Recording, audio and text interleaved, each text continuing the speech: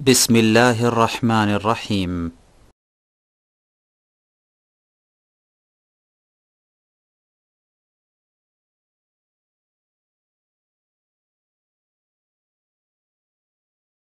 সম্মানিত উপস্থিতি, আমরা এখন অনুষ্ঠানের মূল পর্বে প্রবেশ করব। আমাদের সম্মানিত উস্তাদ শায়খ মাতুর রহমান মাদানী তিনি আমাদের মাঝে উপস্থিত রয়েছেন। আমাদের মাঝে কোরআন এবং সহিহ হাদিস থেকে আলোচনা পেশ করবেন। আমরা আশা রাখি আল্লাহ সুবহানাহু ওয়া তাআলা আমাদের সবাইকে এই আলোচনা থেকে উপকৃত করবেন। আসসালামু আলাইকুম।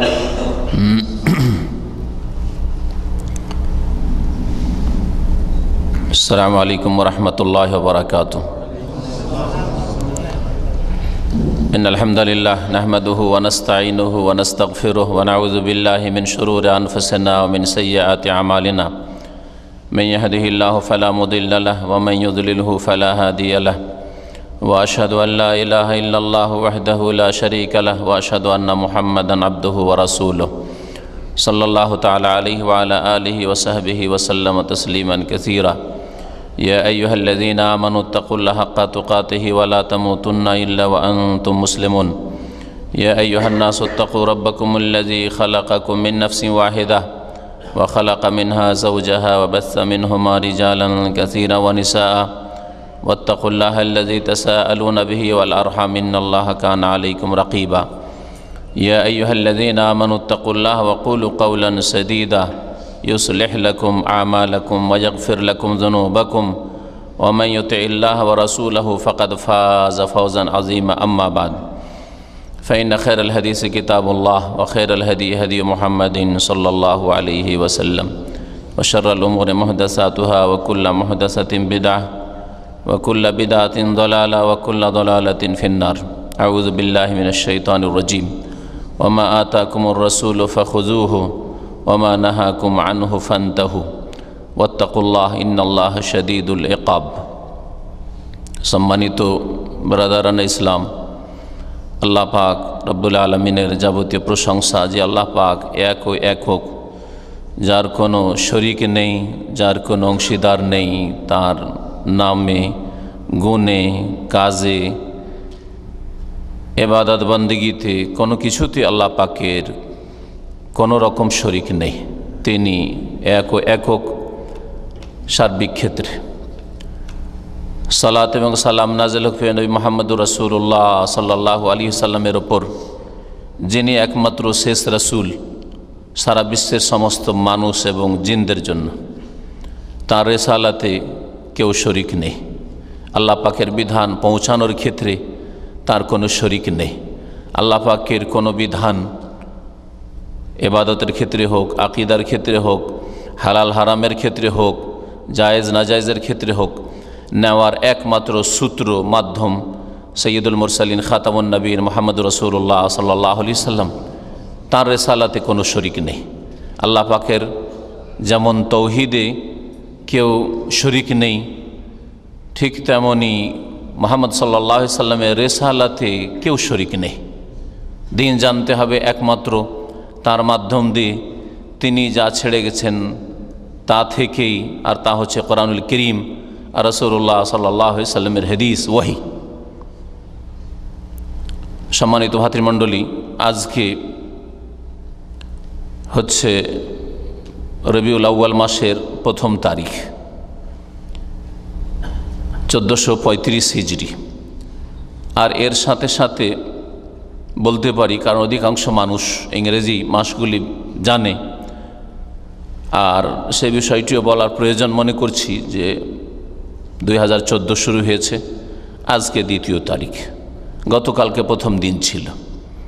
তো এই দিক থেকে এই সময়টাই অনেকে অনেক রকমের বিদাত করে থাকে। কেউ ধর্মের নামে বিদাত করে থাকে, কেউ বিধর্মিতার নামে ইহুদি খ্রিস্টানদের অনুকরণ করে বিদাত করে থাকে।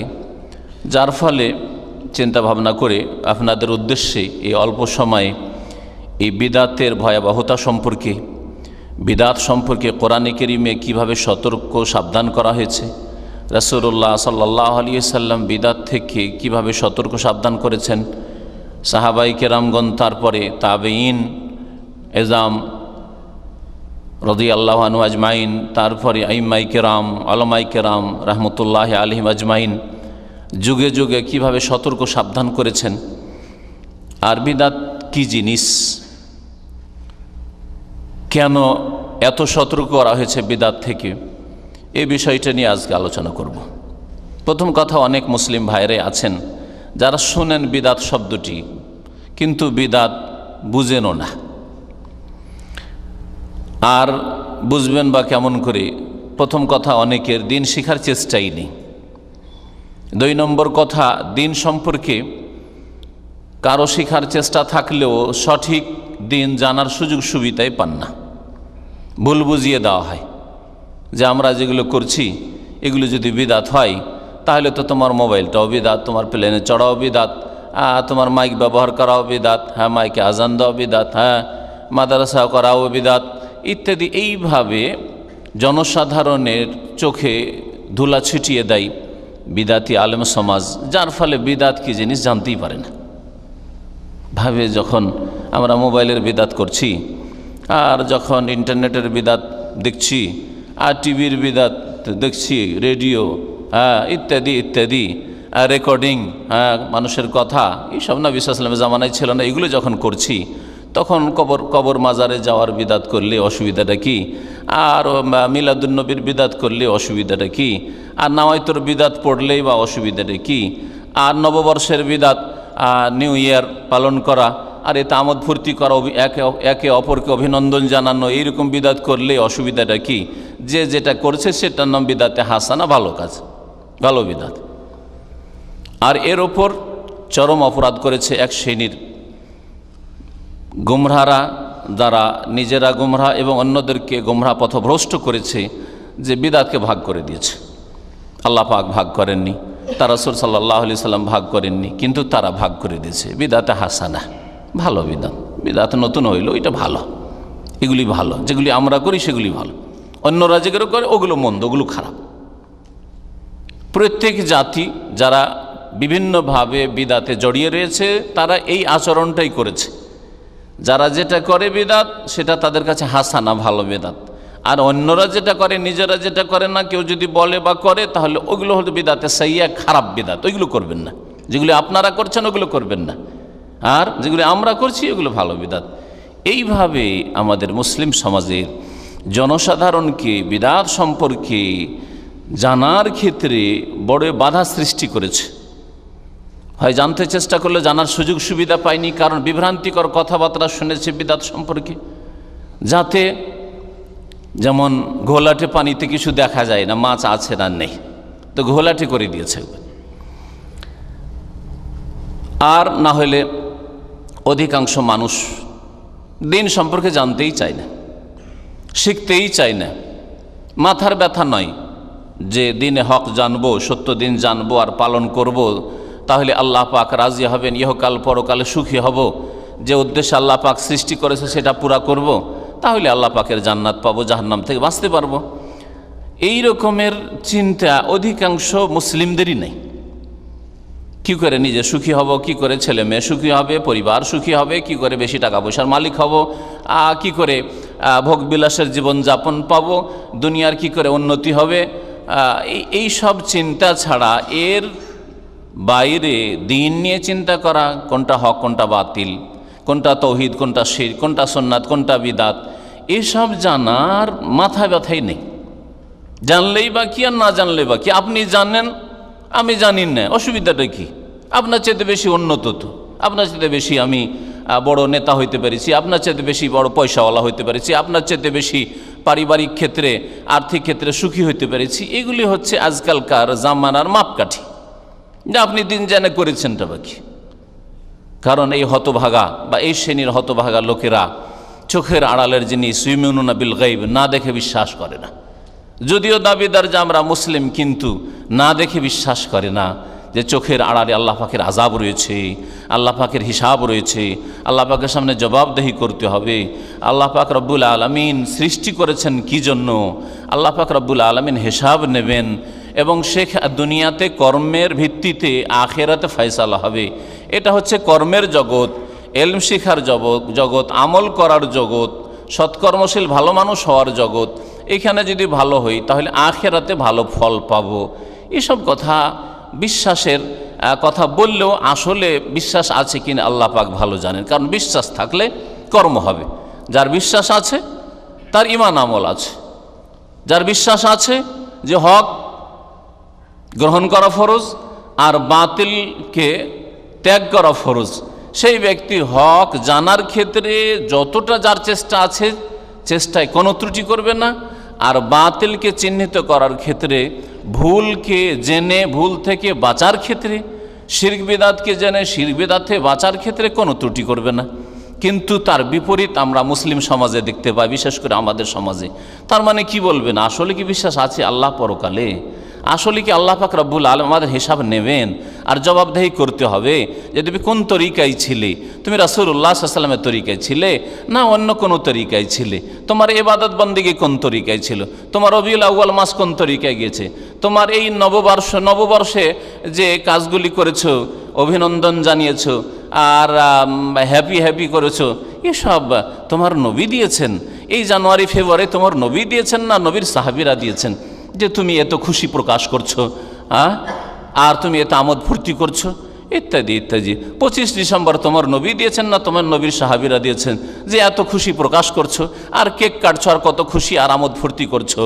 তাহলে তোমার নবী যদি না দিয়ে থাকেন, তোমার নবীকে দিন নিয়ে পাঠিয়েছিলাম, আর দিন জানার জন্য, আল্লাহ পাক পর্যন্ত পৌঁছার জন্য, জান্নাত হাসিল করার জন্য অন্য দ্বিতীয় কোনো রাস্তা তো আমি দিইনি। তাহলে তোমার নবী যদি না বলে থাকেন তুমি কেন করলে? জবাব দিতে হবে। এসব চিন্তা কোথায়? এসব চিন্তা কোথায়? খুব বেশি একটু ভালো হইলে এতটুকু যে সামাজিক অপরাধ করব না, আমি খুন করব না, আমি ব্যভিচার করব না, আমি এই কারো উপরে জুলম অত্যাচার করব না, এই ধরনের সামাজিক অপরাধ যেগুলিকে অমুসলিম অপরাধ বলে, মুসলিমও অপরাধ বলে, মানুষ হিসাবে মানুষ অপরাধ মনে করে, এই রকম কিছু কাজ আমি করব না, ব্যাস আমি ভালো মানুষ। বলছিলাম যে বিদআত সম্পর্কে এক শ্রেণীর মানুষরা জানারই চেষ্টা করেন না, আর এক শ্রেণীর মানুষ আছে যারা জানার চেষ্টা করলেও ঘোলা পানিতে এই বিদআত কি আর সুন্নতি বা কি, তৌহিদ কি আর শিরক কি জানতেই পারে না, জানার সুযোগ সুবিধা পায় না। আল্লাহ পাক রব্বুল আলামিন আপনাদের সাথে আমাদের সাথে কল্যাণের ইচ্ছা করেছেন, বলুন আলহামদুলিল্লাহ। যে আল্লাহ পাক আপনাদেরকে সৌদি আরবে পৌঁছে দিয়েছেন, বলেন আলহামদুলিল্লাহ। আল্লাহ পাক আপনাকে মক্কা মদিনার কাছাকাছি পৌঁছে দিয়েছেন, বলেন আলহামদুলিল্লাহ। আল্লাহ পাক রব্বুল আলামিন আপনাকে, অসংখ্য মানুষ দেশে থেকে গেছে, তারা পিছনে থেকে গেছে, আপনাকে আমাকে কতবার হজ আর কতবার উমরা করার সুযোগ সুবিধা দিয়েছেন। এখানে এসে যেখান থেকে সারা বিশ্বে দিন ইসলাম পৌঁছেছে মানুষের কাছে, সেখানে এসে এখানকার দিনই ইসলামটা কেমন, যেখান থেকে রাসূলুল্লাহ সাল্লাল্লাহু আলাইহি ওয়াসাল্লাম দিন প্রচার করেছেন ওখানে দিন ইসলাম কেমন? ওইখানে কি রবিউল আউয়াল মাসে কিছু লোকেরা করে? ওইখানে কি নতুন বছর আসলে নববর্ষে কিছু করে? ওখানে কি 25শে ডিসেম্বরে কিছু করে? ওখানকার নামাজ শুরু করলে কি নামাইতো পড়ে? ওখানে কি কবর পাকা করে?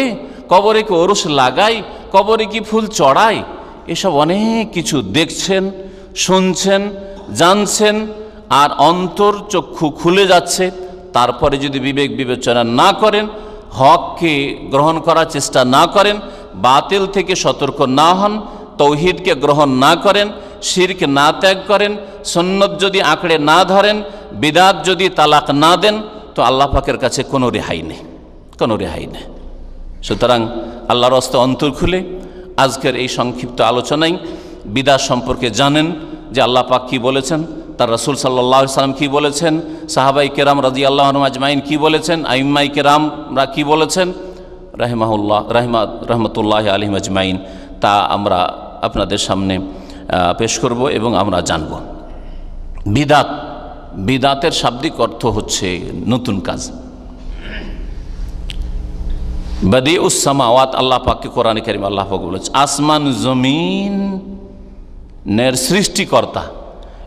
আল্লাহ পাক রব্বুল আলামিন আসমান জমিন সৃষ্টি করেছেন একেবারে নতুনভাবে। তার আগে আসমানের জমিনের কোনো নমুনাই ছিল না, বিনা কোনো নমুনাই, বিনা কোনো কিছু দেখে, বিনা নকশায় ছক কোনো কিছুই নেই।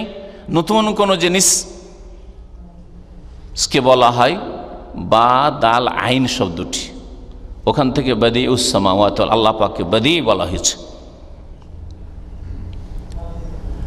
তো বিদাত মানে নতুন কাজ, যা বিনা কোনো নকশা দেখে তৈরি হয়, বিনা কোনো কিছু আদর্শ বা কোনো কিছু আছে এর আগে নমুনা, এইরকম কিছু ছাড়াই যা হয়ে থাকে তার নাম হচ্ছে বিদাত। এটা হচ্ছে শাব্দিক অর্থ। শরীয়তের ভাষায়, ইসলামের ভাষায় বিদাত হচ্ছে যে নতুন আবিষ্কৃত কোনো পদ্ধতি যা শরীয়তের মতো করে পালন করা হয়, শরীয়তের মতো করে, ধর্ম মনে করে পালন করা হয়।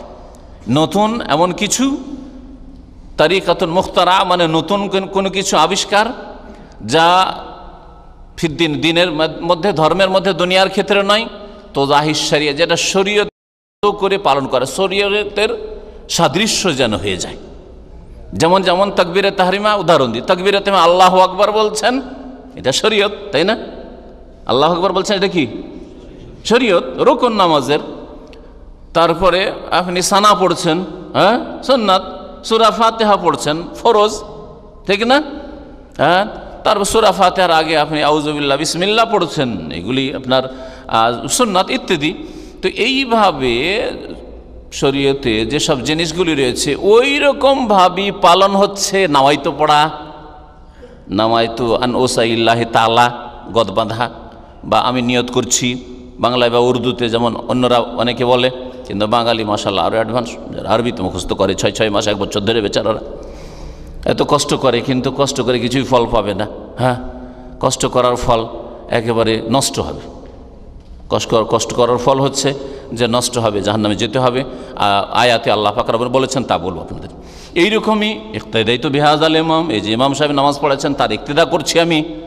এইটা ওই আল্লাহু আকবার, তাকবীরে তাহরিমা, সানা পড়া, সূরা ফাতিহা পড়া, রুকু সেজদা করা, ওই রকমভাবে পালন হচ্ছে। তো তারিকাতুন মুখতারা ফিদ্দিন, ধর্মের নামে কোনো নতুন আবিষ্কৃত জিনিস যেটা আল্লাহ বলেননি, রসুলও বলেননি, সাহাবারাও করেননি, খোলাফায়ে রাশিদিনও করেননি, কারণ তারা রসুলের বিরোধিতা করেননি, সাল্লাল্লাহু আলাইহি ওয়াসাল্লাম বিরোধিতা করেননি, তারা করেননি। আর নতুন পরে কেউ করলো, আর ওইটা শরীয়তের মতো করে পালন হচ্ছে, শরীয়তের মতো করে পালন হচ্ছে। এইরকমই সালাম ফেরার পরে সম্মিলিত মোনাজাত, যেমন জিকির আজকার, আমরা সৌদি আরবে জিকির আজকার, আস্তাগফিরুল্লাহ আস্তাগফিরুল্লাহ আস্তাগফিরুল্লাহ জিকির আজকার করছি, এই দোয়াগুলি পড়ছি, এটা হচ্ছে শরীয়ত। সুন্নাত জিকির আজকার ওই রকম ভাবে, ওর চাইতে জরুরি। আরে জিকির আজকারে তো বাধ্যবাধকতা নাই, এখানে কেউ জিকির আজকার না করে সালাম ফিরে চলে গেলে কেউ কাউকে ধরবে না, এই বস জিকির করে যা, কেন উঠলি তুই, ধরবে কি? সুন্নত পালন করার ক্ষেত্রেও আলহামদুলিল্লাহ গোঁড়ামি নেই। এটা একটা পয়েন্ট ভালো করে মনে রাখেন, যে উদারতা কার মধ্যে রয়েছে? উদারতা আহলে সুন্নাত ওয়াল জামাতে রয়েছে না বিদাতীদের মধ্যে রয়েছে? উদারতা কোরআন সুন্নাহ অনুসারীদের অন্তরে রয়েছে, তাদের পরিবারে রয়েছে, তাদের সমাজে রয়েছে, তাদের কথায় কাজে রয়েছে। যে সুন্নত সালাম ফেরার পরে জিকির আজকারগুলি প্রায় 10-এর বেশি জিকির আজকার আছে, করতে হবে, সুন্নত করা উচিত। তারপরে কেউ না করলো, সারা জীবনটা যদি না করে সালাম ফেরার পরে, তখন দিল টান এদিক ওদিক দিয়ে রাস্তা দেখে, কখনো কেউ বলে না এই বস বেয়াদব কোথাকার, কেউ বলবে না। যদি খুব বেশি জিকির আজকারগুলি করলে ভালো, একটু বসে জিকির আজকার করেন, ভালোভাবে বলবে যদি কেউ বলে। তো পক্ষান্তরে যারা বিদাত করে সম্মিলিত মোনাজাতের, যদি কেউ উঠে যায় অথবা বসে থেকে গেল, ওদের সাথে মোনাজাত ধরল না, তো মসজিদ থেকে কেউ কল্যাণের সাথে নিরাপদে বেরিয়ে আসবে কিনা আল্লাহ পাক ভালো জানেন না, বাস্তব সত্য। তাহলে সংকীর্ণতা, গোঁড়ামি কার মধ্যে আছে চিন্তা করেন। বিদাত করছে, গুনার কাজ করছে, কেউ যদি না করে মসজিদে আসবেন না, মসজিদে আসবে না, এভাবে এসে আমাদেরকে ডিস্টার্ব করছো, মোনাজাত করবে না, অন্য মসজিদ খুঁজে না, আমাদের মসজিদ আসবে না, বলে না। বহু ঘটনা যারা পত্রপত্রিকা বাংলাদেশের পড়েন জানতে পারবেন যে কোথায় এই ঘটনাগুলি ঘটছে। বিশেষ করে ভারত, বাংলাদেশ, পাকিস্তান, এই সব দেশে এই বিদাতীদের গোঁড়ামিটা যে আছে, তুলনা করে আপনাদেরকে বললাম। সুন্নাত পালন করতে গিয়েও গোঁড়ামি নাই, কারণ সুন্নাত পালন করা জরুরি নয় যে একজন বাধ্য করে বসাই দেবে না, আর বিদাত পালন করা জরুরি হয়ে যাচ্ছে। তাহলে জিকির আজকারগুলি সুন্নত, তার মতো করে সম্মিলিত মোনাজাত পালন করছেন, তো জাহির শরিয়া শরীয়ত মনে করে পালন করছেন আপনি, দিন মনে করে, এর নাম হচ্ছে শরীয়তের ভাষায় বিদাত। বিদাতের বিপরীত কি? বিদাতের বিপরীত হচ্ছে সুন্নাত।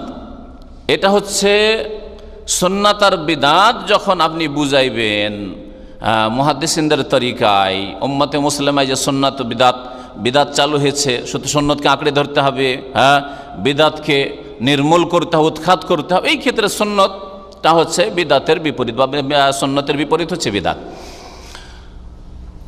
পক্ষান্তরে ফোকাহায়ে কেরামদের কাছে সুন্নতটা হচ্ছে ফরজ ওয়াজিবের বিপরীত, করণীয় কিন্তু ফরজ নয়, ফরজ বাধ্যতামূলক করণীয়, আর সুন্নত করলে ভালো, করা উচিত কিন্তু বাধ্যতামূলক নয়, তাই ওইটাও সুন্নাত, কিন্তু ওই সুন্নতটা হচ্ছে ফোকাহা ফাকিহদের কাছে, ফিকার কিতাবের সেটা সুন্নত, ওই সুন্নতের বিপরীত বিদাত নয়, ওই সুন্নতের বিপরীত হচ্ছে ফরজ ওয়াজিব এগুলি।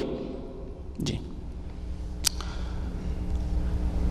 বিদাত সম্পর্কে আল্লাহ পাক রব্বুল আলামিন কোরআনে কারিমে সতর্ক করেছেন, এইরকম বহু হাদিস রয়েছে, বহু আয়াত রয়েছে, আর রাসূলুল্লাহ সাল্লাল্লাহু আলাইহি ওয়াসাল্লামের হাদিস তো ভরপুর রয়েছে।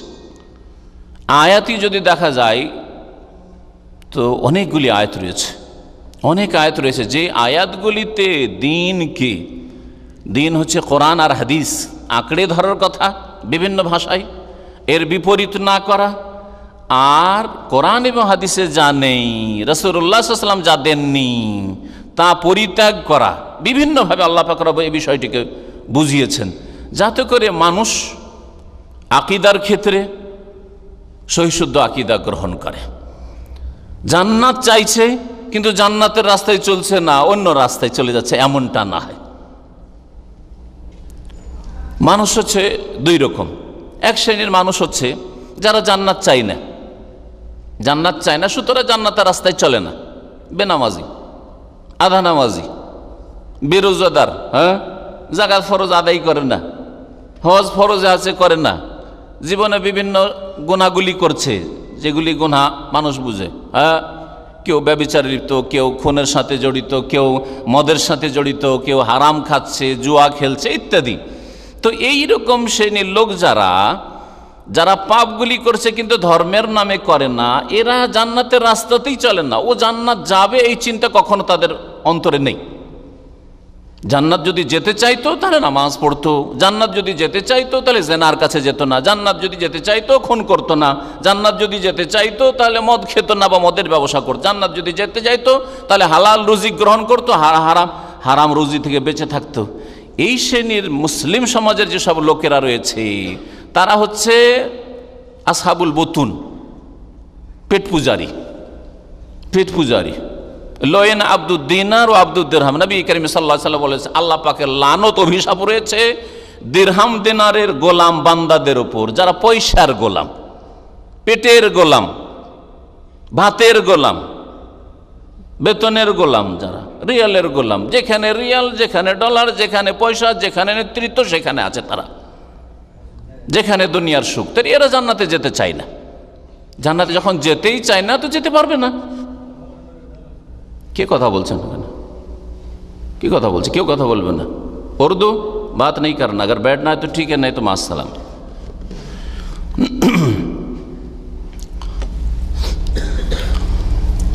আর মোবাইলগুলো বন্ধ করে নেবেন, মোবাইল যেন না বাজে।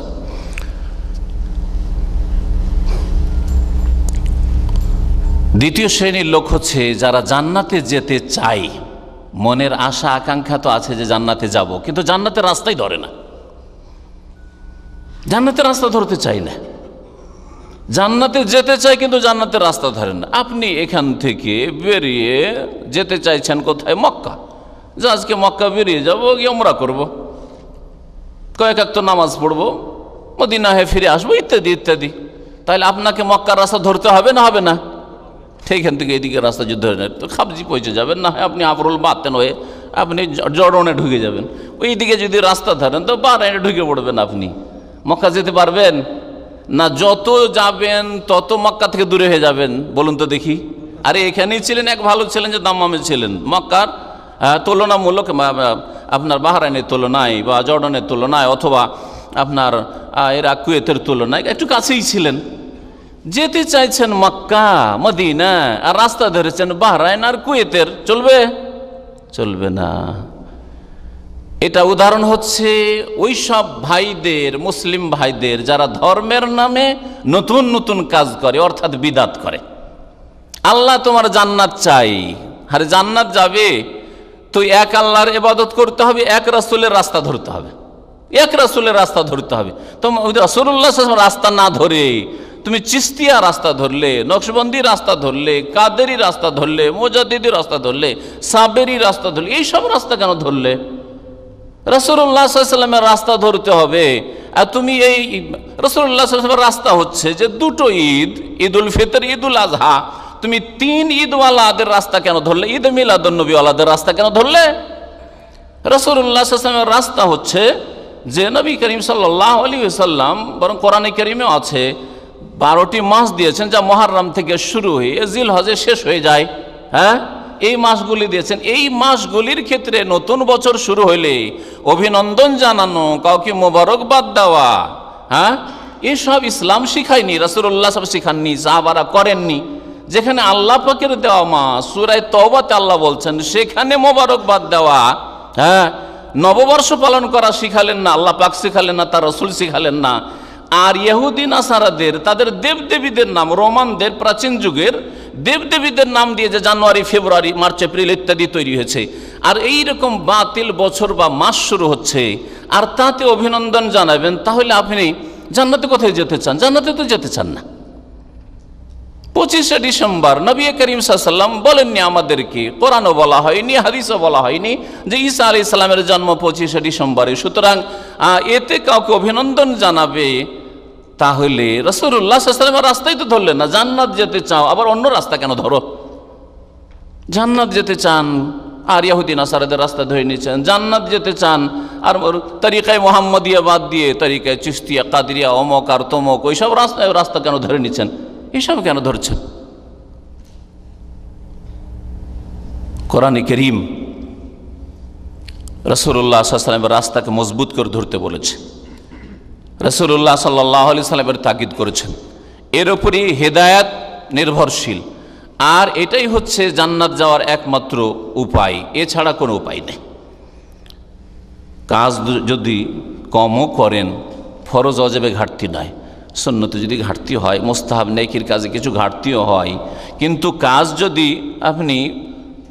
যদি আপনি ঠিক পথে করেন, ঠিক তরিকাতে, ঠিক রাস্তায় করেন, তাহলে আপনি গন্তব্যস্থানে পৌঁছে যাবেন। যেমন গাড়ি চালাচ্ছে হাইওয়ে, দেখেন কেউ 120-এ চলছে, কেউ 100-তে চলছে, কেউ 80-তে, আর কিছু লোককে দেখবেন যে পুরোনো ভাঙাচোরা গাড়ি হয়তো, বা পুরনো টায়ার, অথবা ড্রাইভারই নতুন, ওই হাইওয়েও চলছে যেখানে 120 অ্যালাউ আছে, 60, 50, 40 চলছে, তারপরেও মক্কা বেরিয়ে গেছে, ঠিক না? মক্কা বেরিয়ে গেছে আর ও 50, 60, 70-এ চালায়, মক্কা পৌঁছিতে পারবে না? পারবে না? পৌঁছিতে পারবে। কি হবে? একটু লেটে পৌঁছিবে, এই না?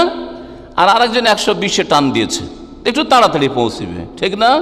তো 120-এ যে টান দিয়েছে, যে ফরজ ওয়াজিব আদায় করে, সুন্নত মুস্তাহাব আদায় করে, নেকির রাস্তা পেলে নেকির রাস্তায় ঝাঁপ দেয় আর প্রতিযোগিতা করে, সে 120-এ চলে। আর যারা ফরজ ওয়াজিবটা কোনো রকম আদায় করে, হারাম কাবিরা থেকে বাঁচে, সুন্নতগুলি অনেকটা পালন করতে পারে না, কিন্তু নবীর তরিকা ছাড়া অন্য তরিকা বুঝে না, নবীর রাস্তা ছাড়া অন্য রাস্তায় আমি জান্নাত যেতে চাই না, কারণ অন্য রাস্তা দিয়ে আমি জান্নাত যেতে পারবো না। তারা 50-এ 60-এ চলছে, দেরিতে হইলো, বিলম্বে হইলো, জান্নাত পৌঁছিতে পারবে ইনশাআল্লাহ তাআলা। একটু শাস্তি হইলেও, ধাক্কা খেলেও, যেমন যে বিলম্বে পৌঁছিবে, রাস্তাতে ক্লান্ত হবে, খিদা লাগবে, ঠিক না, রৌদ্র লাগবে, আর রাতারাতি পৌঁছিতে পারলো না, আবার দিন হয়ে গেল, দুপুরে রৌদ্র লাগলো, ইত্যাদি ইত্যাদি, কষ্ট হলে কিন্তু পৌঁছে গেল মক্কা।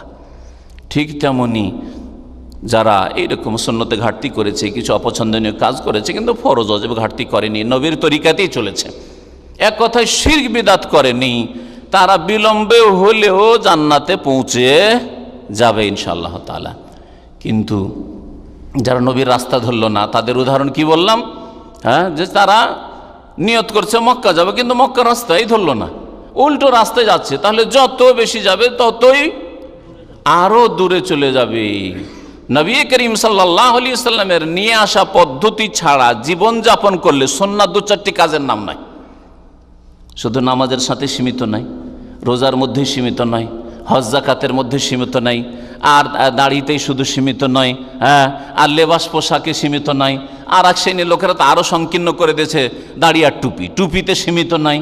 নবী করিম সাল্লাল্লাহু আলাইহি সাল্লামের আদর্শ সুন্নাত মানে জীবনের প্রত্যেকটি ক্ষেত্রে, জীবনের প্রত্যেকটি ক্ষেত্রে, প্রত্যেক মাসে, শুধু রবিউল আউয়াল মাসে না, মুহররম থেকে শুরু করে জিলহজ মাস, প্রত্যেক মাসে, প্রত্যেক দিনে, প্রত্যেক সময়ে নবী করিম সাল্লাল্লাহু আলাইহি ওয়াসাল্লাম যেইভাবে ইবাদত বন্দেগী দিয়েছেন সেইভাবে জীবনযাপন করা, সেইভাবে ইবাদত বন্দেগী করা। ওইভাবে যদি চলেন আপনি, তাহলে চলতে গিয়ে ঘাটতি থাকলেও, বিলম্ব হইলেও, একটু কষ্ট পেতে হইল, দুনিয়াতে কিছু বালা মুসিবত আসলো, রোগ হইল, কষ্ট হইল, ক্ষয়ক্ষতি হইল, কবরে কিছু শাস্তি হইল, কষ্ট পেতে হইল, কিন্তু জান্নাত যাওয়া যাবে। আর যেই ব্যক্তি অনেক বেশি আমল করবে, দ্রুত চালিয়ে গেল, ওর উদাহরণটা বলে দিই। এক দুনিয়ার উদাহরণ দিয়ে একটু বিদাতটাকে বুঝে নেন, তাহলে বুঝতে সুবিধা হবে। একটা লোক 120 স্পিডে গাড়ি চালাচ্ছে, বলছে যে আমি মক্কা যাব, মদিনা হয়ে ফিরে আসবো, 120-এ গাড়ি চালাচ্ছে, মাঝে মাঝে ও আরও বেশি চলছে।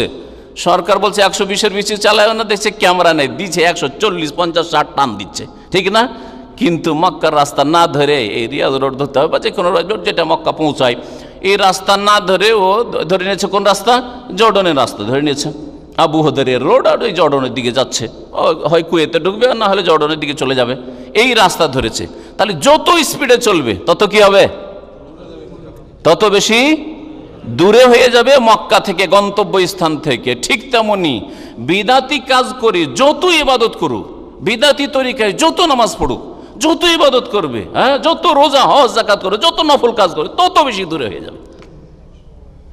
ফরজ নামাজে প্রথমখানি 3 বিদাত করলো, সুন্নত নামাজ আবার শুরু করলো, আবার 3 বিদাত করলো, হ্যাঁ, নফল শুরু করলো, আবার 3 বিদাত করলো, ভিতরে আবার বিদাত করলো। যত আমল বাড়ছে তত বিদাত বাড়ছে, ঠিক না? আর যখন তার এছাড়াও বিদাতের শেষ নেই। 12 মাসের আমলের ওপর বাংলায় কিতাব আছে, দেখেছেন দেশে, হ্যাঁ, 12 মাসের আমল, প্রত্যেক মাসে কি কি আমল আচারে এমন আজব আজব আমল পেশ করেছে মকসুদুল মুমিনিন আর এইরকম যেসব গাঁজাখুরি কিতাবগুলিতে, একেবারে ভিত্তিহীন, না কোরআনে আছে না রসুলের হাদিসে আছে। 12 মাসের আমল, আর প্রত্যেক মাসের প্রথম সপ্তাহে কি আমল, বৃহস্পতিবার রাতকে শুক্রবার রাতে কি আমল, আর শেষ শুক্রবারে কি আমল, ইত্যাদি আমলের শেষ নাই।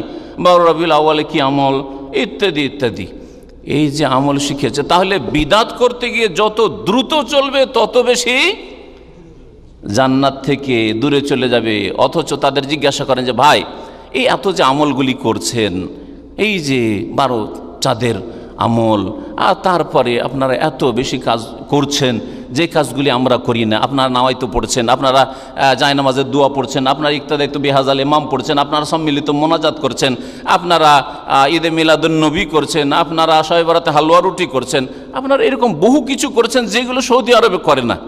তো বলছে আমরা জান্নাতে যাব, কিন্তু জান্নাতের রাস্তা নবীর রাস্তা ধরে, জান্নাতের রাস্তা মানে নবীর রাস্তা ধরে, নবীর রাস্তা ধরেনি। তাহলে যত স্পিডে এরকম বিদাত করবে, যত বেশি বিদাত করবে, তত বেশি জান্নাত থেকে দূরে চলে যাবে, দূরে চলে যাবে। এ হচ্ছে বর্তমানে আমাদের মুসলিম সমাজের অবস্থা। আল্লাহ পাক রব্বুল আলামিন সূরা হাশর আয়াত নম্বর 7 ইরশাদ করছেন যে রাসূলুল্লাহ সাল্লাল্লাহু আলাইহি ওয়াসাল্লাম যা দিয়েছেন সেটাই নিতে হবে, যা দেননি তা ধর্ম মনে করে পালন করা চলবে না। দুনিয়ার ক্ষেত্রে নয়, দিনের ক্ষেত্রে, ইবাদতের ক্ষেত্রে, আকীদার ক্ষেত্রে, হালাল হারামের ক্ষেত্রে, জায়েজ নাজায়েজের ক্ষেত্রে ধর্ম মনে করে যেটা পালন করবেন সেটা হচ্ছে ওমা আতাকুমুর রাসূলু ফাখুযুহু, রাসূলুল্লাহ সাল্লাল্লাহু আলাইহি ওয়াসাল্লাম যা তোমাদেরকে দিয়েছেন তা তোমরা গ্রহণ করো। ওমা নাহাকুম আনহু, আর যা থেকে তোমাদের নিষেধ করেছেন ফান্তাহু, তোমরা বেঁচে থাকো, বিরত থাকো। তাহলে রাসূলুল্লাহ সাল্লাল্লাহু আলাইহি ওয়াসাল্লাম যা দিয়েছেন, একটা যে কোনো ইবাদতের আপনি উদাহরণ দেন, যে কোনো কাজের উদাহরণ দেন, যে কোনো অবস্থার উদাহরণ দেন, রাসূলুল্লাহ সাল্লাল্লাহু আলাইহি ওয়াসাল্লাম যা দিয়েছেন তা গ্রহণ করো। রাসূলুল্লাহ সাল্লাল্লাহু আলাইহি ওয়াসাল্লাম নামাজ দিয়েছেন যে নামাজ শুরু হয় তাকবীরে তাহরিমা দিয়ে, ও তাহলিলুহা তাসলিম, আর নামাজ শেষ হয় কি দিয়ে? সালাম দিয়ে। এটা দিয়েছেন রাসূলুল্লাহ। ফাখুযু, এইটা নাও, এর বেশি বাড়ায়ও না, আগেও বাড়ায় না, পরেও বাড়ায় না। রবিউল আউয়াল মাসের ক্ষেত্রে রাসূলুল্লাহ সাল্লাল্লাহু আলাইহি ওয়াসাল্লাম যা দিয়েছেন তা নেও। রাসূলুল্লাহ রবিউল আউয়াল মাসে স্পেশালি কিছু দেননি। রাসূলুল্লাহ সাল্লাল্লাহু আলাইহি ওয়াসাল্লাম প্রত্যেক রাতে তাহাজ্জুদ দিয়েছেন, প্রত্যেক রাতের তাহাজ্জুদ দিয়েছেন, তাহাজ্জুদ পড়েন। রাসূলুল্লাহ সাল্লাল্লাহু আলাইহি ওয়াসাল্লাম দিয়েছেন সোমবার বৃহস্পতিবার রোজা, রোজা রাখেন। রাসূলুল্লাহ সাল্লাল্লাহু আলাইহি ওয়াসাল্লাম দিয়েছেন মাসে 3টি করে রোজা, প্রত্যেক মাসে, তার মধ্যে রবিউল আউয়াল মাসও, রবিউল আউয়াল মাসের 14, 13, 14, 15 এই 3 দিন রোজা রাখেন। আইয়ামে বীজ এগুলো কে দিয়েছেন? ওমা আতাকুমুর রাসূল, যা রাসূলুল্লাহ সাল্লাল্লাহু আলাইহি ওয়াসাল্লাম তোমাদেরকে দিয়েছেন তা তোমরা গ্রহণ করো। আর রাসূল নিষেধ করেছেন কি? নিষেধ করেছেন ইয়াকুম মুহদাসাতিল উমুর, নতুন কাজ থেকে সাবধান, নতুন কাজ থেকে সাবধান। আমি যেগুলো দিইনি সেটাকে নেকি মনে করে, ইবাদত মনে করে, সওয়াবের কাজ মনে করে করবে না, নিষেধ করেছেন। ভান্তাও বেঁচে থাকো। রাসূলুল্লাহ সাল্লাল্লাহু আলাইহি ওয়াসাল্লাম 12 রবিউল আউয়ালে কোনো কিছু দেননি। তারপরে তার খোলাফায়ে রাশেদিনদের জামানা 30 বছর ছিল, 30 বছরে 30 বার এই রবিউল আউয়াল মাস এসেছে, এসছে না আসেনি? তারা দেননি, অথচ তারা জান মাল সব কিছুর কোরবানি করেছেন রাসূলুল্লাহ সাল্লাল্লাহু আলাইহি ওয়াসাল্লামের জন্য। আর এই মিলাদুন নবীটা পালন করতে পারবেন না, ইসলামে থাকবে তো? চিন্তা করুন আপনি, আবু বকর সিদ্দিক রাদিয়াল্লাহু তাআলা, না স্ত্রীরা ছেলে মেয়ে কি খাবে না খাবে বাড়ি থেকে যা আছে নিয়ে এসে রাসূলুল্লাহ সাল্লাল্লাহু আলাইহি ওয়াসাল্লামের খিদমতে হাজির করে দিচ্ছেন। আর বছরে একবার 12 রবিউল আউয়াল আসবে, আর ওতে একটু খুশি করব, কারণ রাসূলুল্লাহ সাল্লাল্লাহু আলাইহি ওয়াসাল্লামের জন্মদিবস, এটা করতে পারলেন না? চিন্তা করুন, তার মানে আবু বকর চাইতে বেশি ভালোবাসেন আপনারা। যারা মিলাদুন নবী করেন তারা আবু বকর চাইতে বেশি ভালোবাসেন, ওমর চাইতে বেশি ভালোবাসেন, ওসমান আলী চাইতে বেশি ভালোবাসেন। যে আলী রাদিয়াল্লাহু তাআলা আনহু এ কথা চিন্তা করলেন না যে আমাকে নবী সাল্লাল্লাহু আলাইহি ওয়াসাল্লাম তার বিছানায় শুয়ে দিয়ে চলে যাচ্ছেন, আর কাফেররা বাড়ি ঘেরাও করে আছে, তো আমাকে তো খুন করে দিবে। ইয়া রাসূলুল্লাহ, এটা আমার পক্ষে সম্ভব না, আপনি কি করে আমাকে ঝুঁকির মুখে রেখে চলে যাচ্ছেন? কথা একবারও মুখে বের করলেন না। রাসূলুল্লাহ বিদায়, আর ওই বিছানায় শুয়ে দিয়ে চলে যাচ্ছেন যে শুয়ে থাকো তুমি। চিন্তা করেন আপনি, আপনাকে যদি বলাই থাকবেন? যদি জানেন যে আমার বন্ধু আমাকে শুয়ে যাচ্ছে ওর বেডে, আর ওকে আজকে রাত্রে মারার জন্য প্রস্তুতি হয়ে আছে, ঘেরাও করে আছে, শুইবেন? কখনো শুইবেন না আপনি, কখনো শুইবেন না আপনি। সেই লোক আলী রাদিয়াল্লাহু তাআলা আনহু মিলাদুন নবী করছেন না, যেখানে জান লাগবে না, মালও বেশি কিছু লাগবে না, যেখানে কুরবানি দিতে হবে না, ত্যাগ স্বীকার করতে হবে না, বছরে একবার ঈদে মিলাদুন নবী কেন করলেন না? এই জন্য যে ওমা নাহাকুম আনহু ফান্তাহু, রাসূলুল্লাহ সাল্লাল্লাহু আলাইহি ওয়াসাল্লাম 2টো ঈদ দিয়েছেন, ঈদুল ফিতর, ঈদুল আযহা, 3 নম্বর দেননি। সুতরাং ফান্তাহু, তা থেকে তোমরা বেঁচে থাকো। রাসূলুল্লাহ সাল্লাল্লাহু আলাইহি ওয়াসাল্লাম 25শে ডিসেম্বর বড় দিন বলে কিছু দেননি, ফান্তাহু, বেঁচে থাকো। রাসূলুল্লাহ সাল্লাল্লাহু আলাইহি ওয়াসাল্লাম নববর্ষ বলে কিছুই দেননি, না আরবি মাসের ক্ষেত্রে, আরবি বছরের ক্ষেত্রে, না ইংরেজি, না বাংলা, না কিছু। সুতরাং নববর্ষ না আপনার বাংলা মাস বছরের ক্ষেত্রে চলবে যে বৈশাখ মাস আসলে আপনি নববর্ষ পালন করা শুরু করবেন। আর কি বলে বৈশাখ মাসে কথা, এছাড়া পয়লা বৈশাখ পালন করা, আরও কি বৈশাখী মেলা, বৈশাখী মেলা, বৈশাখী মেলা, মেলা মানে তো উৎসব। আরে রাসূলুল্লাহ সাল্লাল্লাহু আলাইহি ওয়াসাল্লাম উৎসব দিয়েছেন 2টো, ঈদুল ফিতর, ঈদুল আযহা। বৈশাখী মেলা কোথায় দিয়েছেন যে আপনি ওই ইলিশ আর পন্তা ভাত খাবেন? এ তো হিন্দুদের সভ্যতা। ওমা নাহাকুম আনহু ফান্তাহু, যা থেকে রাসূলুল্লাহ সাল্লাল্লাহু আলাইহি ওয়াসাল্লাম নিষেধ করেছেন বেঁচে থাকো। 25শে ডিসেম্বরে যেতে পারেন না আপনি, ইংরেজি নববর্ষ করতে পারেন না, বাংলা নববর্ষ করতে পারেন না, এমনকি আরবি যখন মহরম শুরু হয়েছে তখনও করতে পারেন না। ওমা নাহাকুম, নতুন কাজ তোমরা করবে না, আমি করিনি, তোমরা করবে না। এইভাবে দিন ইসলামকে সাহাবায়ে কেরাম রাদিয়াল্লাহু তাআলা আনহু যে বুঝেছেন, বিশ্বাস করেছেন, আমল করেছেন। আর আমাদের মুসলিমরা আজকের বুঝেও না, জানার গরজও করে না, আর জানার গরজ জানার সুযোগও পায় না, আর চেষ্টাও করে না। যার ফলে অধিকাংশ মুসলিম সমাজ আমাদের দেশের গুমরাহিতে পড়ে রয়েছে।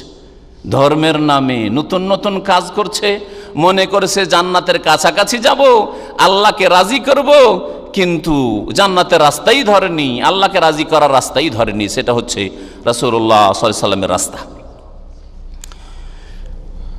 যারা রাসূলুল্লাহ সাল্লাল্লাহু আলাইহি ওয়াসাল্লামের ফরমানের বিরোধিতা করে, রাসূলুল্লাহ সাল্লাল্লাহু আলাইহি ওয়াসাল্লাম দিয়ে গেলেন না, তারপরে মনে করে যে কাজটা মন্দ, কি আমি কোন পাপ করলাম, কবিরা গুনাহ করলাম, যেমন আমাদের দেশের কথা আছে, তাই না?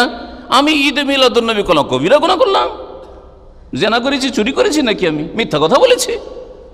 হ্যাঁ, আমি কি কারো বেঈমানি করে খেয়েছি? আমি তো ভালো নবীর সারা বছর কিছু করতে পারি না, একবার খুশি প্রকাশ করলাম, কোন মন্দ কাজ করলাম?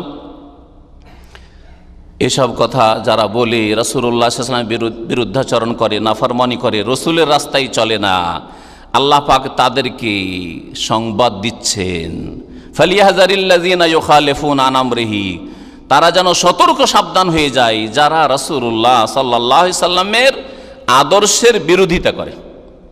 রাসূলুল্লাহ সাল্লাল্লাহু আলাইহি সাল্লামের তরিকা আদর্শের যারা বিরোধিতা করে, ফালিয়াহযার, তারা সাবধান হয়ে যাক, সতর্ক হয়ে যাক। কি? তাদের উপর দুই আযাবের এক আযাব আসবে, না হলে দুটোই আসবে।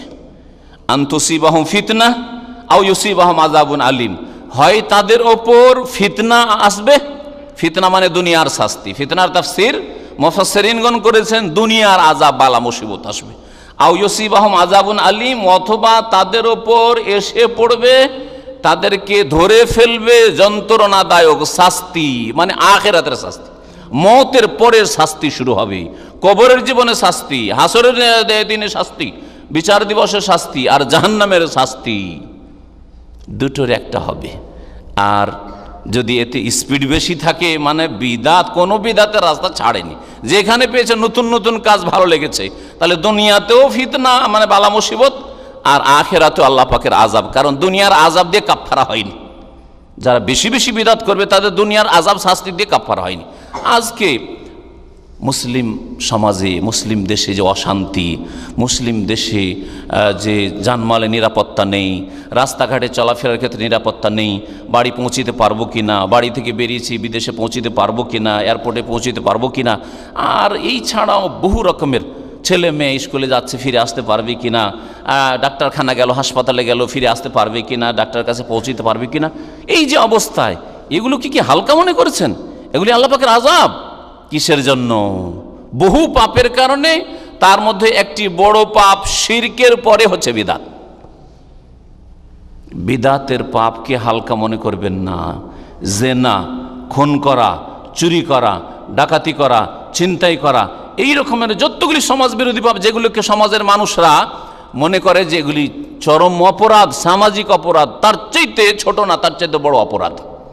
কারণ যারা চুরি ডাকাতি করে, মিথ্যা কথা বলে, বেঈমানি করে, তারা এর মাধ্যমে আল্লাহর নৈকট্য লাভের নিয়ত রাখে না, আর আশাও রাখে না যে মিথ্যা কথা বলি আল্লাহ রাজি হবে, কখনো না। একটা অমুসলিমও বলবে না যে মিথ্যা কথা বলি আর আল্লাহ রাজি হবে, আল্লাহ নাখুশ হবে। হ্যাঁ, হারাম খায় আর আল্লাহ রাজি হবে, জুয়া খেলি আল্লাহ রাজি হবে, হ্যাঁ, অপর মহিলার সাথে প্রেম আলাপ করি আল্লাহ রাজি হবেন, কেউ এটা মনে করে না।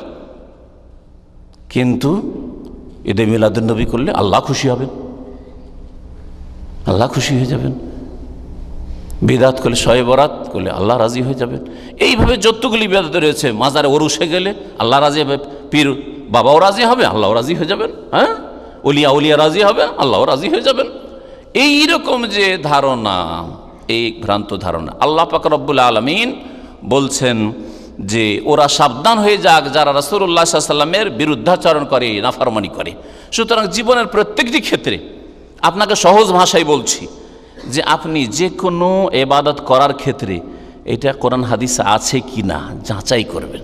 প্রত্যেকটি ক্ষেত্রে কোরআন হাদিস আপনার নাড়াঘাটা করে তরজমা তফসির পড়ে বুঝতে হবে, এটা আপনার পক্ষে সম্ভব নয় হয়তো, কিন্তু এমন আলেমদের সাথে আপনার সম্পর্ক রাখতে হবে যেসব আলেমরা কোরআন এবং হাদিসের দলিল ছাড়া সাধারণত কথা বলে না। কোরআন এবং হাদিসের দলিল ভিত্তিক কথা বলতে গিয়ে 100টা কথা বলে একটা দুটা ভুল হইতে পারে, তাতে আল্লাহ পাক তাদের মাফ করবেন। আর আপনার যদি চোখ খুলে যায় যে 100টা কথাই অমুক কোরআন হাদিসের আলেম হইলেও 100টাতে 2-5টা ভুল হয়েছে, আপনার জন্য ছেড়ে দেওয়া ফরজ। এটা নিঃসন্দেহে ভুল জানার পরে কখনো আপনি কোরআন হাদিসের আলেমেরও ভুলটা মানবেন না, আদবের সাথে ছেড়ে দেবেন। কিন্তু আপনি যেখানে দেখছেন 100টায় 95টাই আমি ভালো পাচ্ছি, তো এর চাইতে ভালো আর কি হইতে পারে? কারণ মানুষ তো নিষ্পাপ না, আলেম তার মাসুম না, নবী রসুলের মতো, তাদের কাছে ওহি আসে না। সুতরাং এই 100তে যদি 90টা পেয়ে যায় তো অনেক ভালো।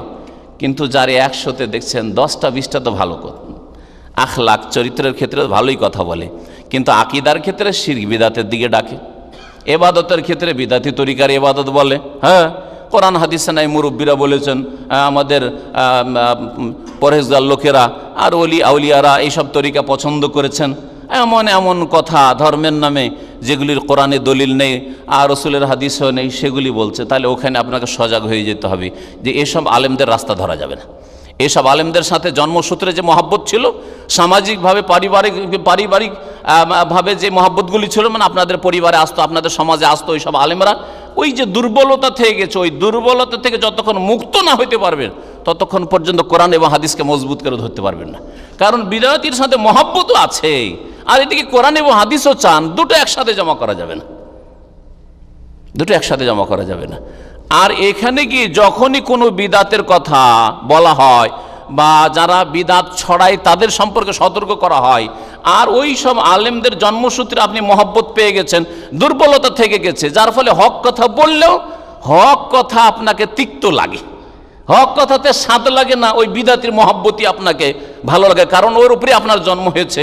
আপনার বাপ মাকে দেখেছেন যে পীর সাহেব আসতো, ওই হুজুররা আসতো, ওয়াজ মাহফিলে আসতো আর খুব খাতির করতো, আর আপনি মনে করছেন এত বড় আলেম, লেবাস পোশাক দেখে আর তাদের আপনার আলোচনাতে লোক সংখ্যা দেখে, লোকের তো মাশাআল্লাহ আমাদের দেশে অভাব নাই, আর যারা শিরক বিদাত করে তাদেরই সংখ্যা বেশি, সুতরাং তাদের লোকজন তো বেশি হবে, স্বাভাবিক কথা। ওগুলোতে আপনার মনটা দুর্বল হয়ে আছে, যার ফলে কোরআন এবং হাদিসের কথা বললে আপনাকে একটু গায়ে ঝাল ঝাল লাগে, স্বাদ লাগে না, কষ্ট লাগে। এই কষ্ট এই জন্যই লাগে যে এখনো আপনি বিদাত মুক্ত হইতে পারেননি, বিদাত যারা করে, বিদাত যারা ছড়ায় তাদের মহব্বত থেকে এখনো মুক্ত হতে পারেননি, এখনো দুর্বলতা থেকে গেছে। দুনিয়ার আযাব আসে পাপের কারণে, আর একটা বড় পাপ হচ্ছে এই বিদাত। আল্লাহ পাক রব্বুল আলামিন প্রশংসা করেছেন সাহাবাই কেরামদের, যারা মুহাজিরিন আনসার, আর তারপরে প্রশংসা করেছেন আল্লাহ পাক যারা ওয়াল্লাযীনা তাবাহুম বিইহসান, যারা সাহাবাই কেরামদের অনুসারী হয় নিষ্ঠার সাথে। আমরা কার তরিকায় চলবো? রাসূলুল্লাহ সাল্লাল্লাহু আলাইহি ওয়াসাল্লাম এবং তার সাহাবাগণের তরিকা। রাসূলুল্লাহ সাল্লাল্লাহু আলাইহি ওয়াসাল্লাম করেছেন, তার খোলাফায়ে রাশিদিন করেছেন, তার সাহাবীরা করেছেন, করব, করেননি করব না, বলেছেন করব, বলেননি করব না। এই বিষয়টা যারা বুঝে নিবে এদের ওপর আল্লাহ রাজি হয়ে যাবেন, আর তারাও আল্লাহর নিয়ামত পেয়ে রাজি হয়ে যাবে।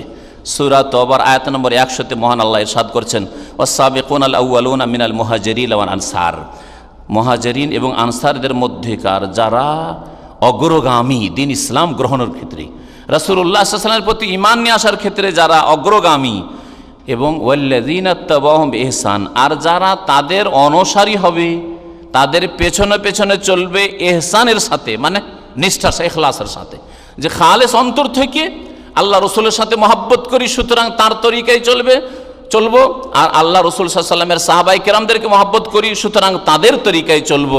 খোলাফায়ে রাশিদিন আবু বকর, ওমর, উসমান, আলী রাদিয়াল্লাহু আনহুম আজমাইন, তাদের তরিকায় চলি, সুতরাং তাদেরকে মহব্বত করি, সুতরাং তাদের তরিকায় চলবো, এবং তারা করেছেন করেননি দেখব, তারপরে আমরা চলবো।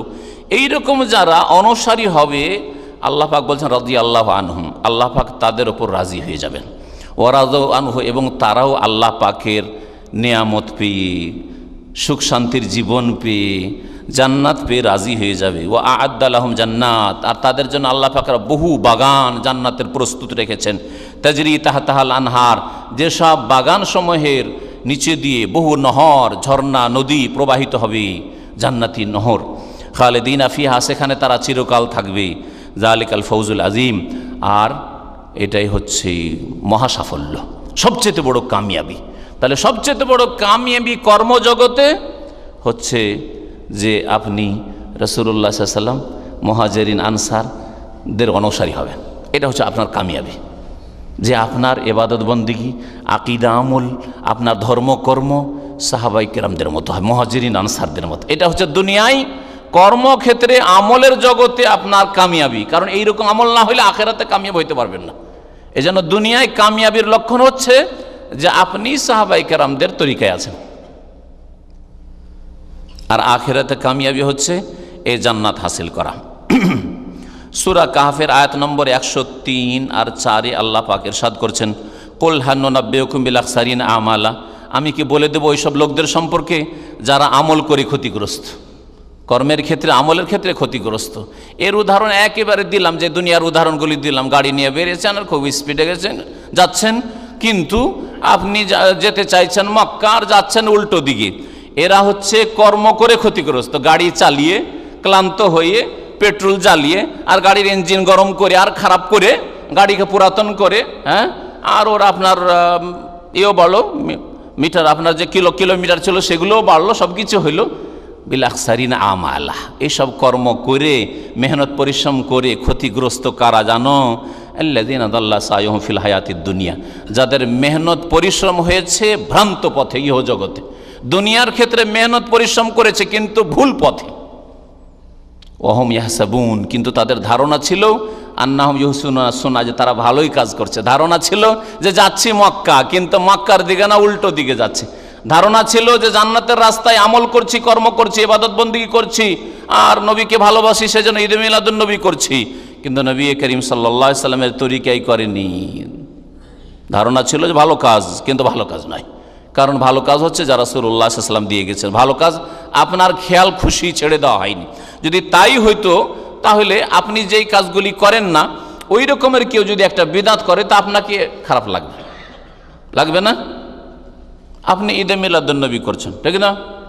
আপনি ঈদে মিলাদুন নবী করছেন 12 রবিউল আউয়াল। কেউ যদি আজকে শুরু করে ইবনে তাইমিয়ার জন্মদিবস পালন করা, হ্যাঁ, কেমন লাগে আপনাকে?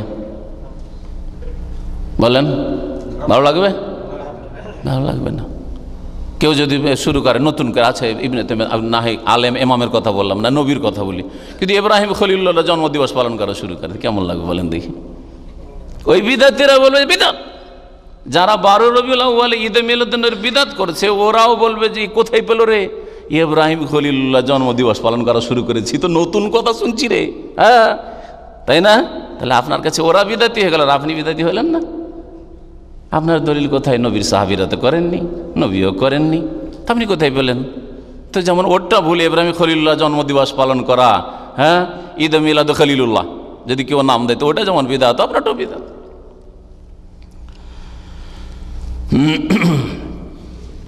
রাসূলুল্লাহ সাল্লাল্লাহু আলাইহি ওয়াসাল্লাম সতর্ক করেছেন বিদাত থেকে, বহু হাদিস রয়েছে।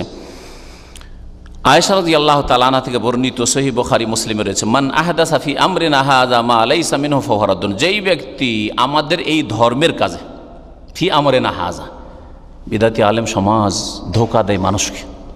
নবী করিম সাল্লাল্লাহু আলাইহি ওয়াসাল্লাম এই হাদিসে স্পষ্ট করা হয়েছে, ফি আমরিনা হাযা, আমাদের ধর্মের কাজে কেউ যদি কি করে, নতুন কোনো কাজ করে, মা লাইসা মিনহু, যেটা ধর্মের অন্তর্ভুক্ত না, দ্বীনের অন্তর্ভুক্ত না, ফাহুয়া রাদ্দুন, তাহলে সেটা নামঞ্জুর, আল্লাহ ছুঁড়ে ফেলে দেবেন, আল্লাহ কবুল করবেন না। তাহলে ধর্ম হচ্ছে আপনার আকীদা, বিশ্বাস, ধর্ম হচ্ছে ইবাদত, নামাজ, ধর্ম হচ্ছে রোজা, ধর্ম হচ্ছে যাকাত, ধর্ম হচ্ছে হজ, উমরা ইত্যাদি। এইরকমই প্রত্যেক মাসের আমল, হ্যাঁ, যেমন বল, এগুলি হচ্ছে দ্বীন, ধর্ম, যেগুলি নেকির আশায় করছেন, এগুলি ধর্ম। আর এটা ধর্ম নয়। মাইকে বললে বেশি সওয়াব হবে, আর বিনা মাইকে ওয়াজ করলে কম সওয়াব হবে, মনে করা হয় কি এটা ধর্মের অংশ না। আওয়াজটাকে জোরে একটু পৌঁছে দেওয়ার জন্য আল্লাহ দুনিয়ায়, আল্লাহ যান্ত্রিক সভ্যতা দিয়েছেন, সুযোগ সুবিধা দিয়েছেন, তাই ব্যবহার করা হচ্ছে। বিদ্যুৎ আছে, এই জন্য লাইট জ্বালিয়ে আছে। বিদ্যুৎ না থাকলে আমরা প্রদীপ চারাক জ্বালাইতাম, হ্যাঁ, যে বিদ্যুৎ জ্বালালে বেশি সওয়াব হবে, এরকম তো করি না। তো এগুলো ধর্ম না, এগুলো দুনিয়া।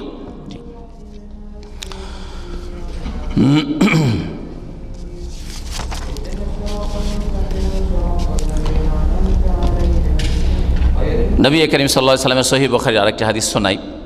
একবার রাসূলুল্লাহ সাল্লাল্লাহু আলাইহি ওয়াসাল্লাম বললেন সাহাবায়ে কেরামদেরকে, কুল্লু উম্মতি ইয়াদখুলুনাল জান্নাহ, আমার উম্মতের প্রত্যেকেই জান্নাতে যাবে। কথা তো খুব মজার কথা, তাই না? আমার উম্মতের প্রত্যেকেই জান্নাতে যাবে, ইল্লা মান আবা, হ্যাঁ, ইল্লা দিয়ে ছাঁটাই করে দেওয়া হয়েছে, ইল্লা দিয়ে ছাঁটাই করে দেওয়া হয়েছে। ইল্লা মান আবা, তবে যে অস্বীকার করলো, অস্বীকার করলো। প্রথমে বলেছি দুই দল অস্বীকারী। এক দল হচ্ছে যারা নবীর রাস্তাই ধরল না, যারা পেট পূজারী, ওদের দুনিয়াটাই হচ্ছে গন্তব্যস্থান, লক্ষ্য উদ্দেশ্য, পয়সা, ধন দৌলত, নেতৃত্ব, সুখ, শান্তি, পেটের সুখ, পারিবারিক সুখ, সামাজিক সুখ ইত্যাদি এগুলো। আর এক দল হচ্ছে যারা রাসূলুল্লাহ সাল্লাল্লাহু আলাইহি ওয়াসাল্লামের রাস্তায় চলতে অস্বীকার করলো, রাসূলুল্লাহ সাল্লাল্লাহু আলাইহি ওয়াসাল্লাম রাস্তায় না চলে অন্য রাস্তায় চলছে।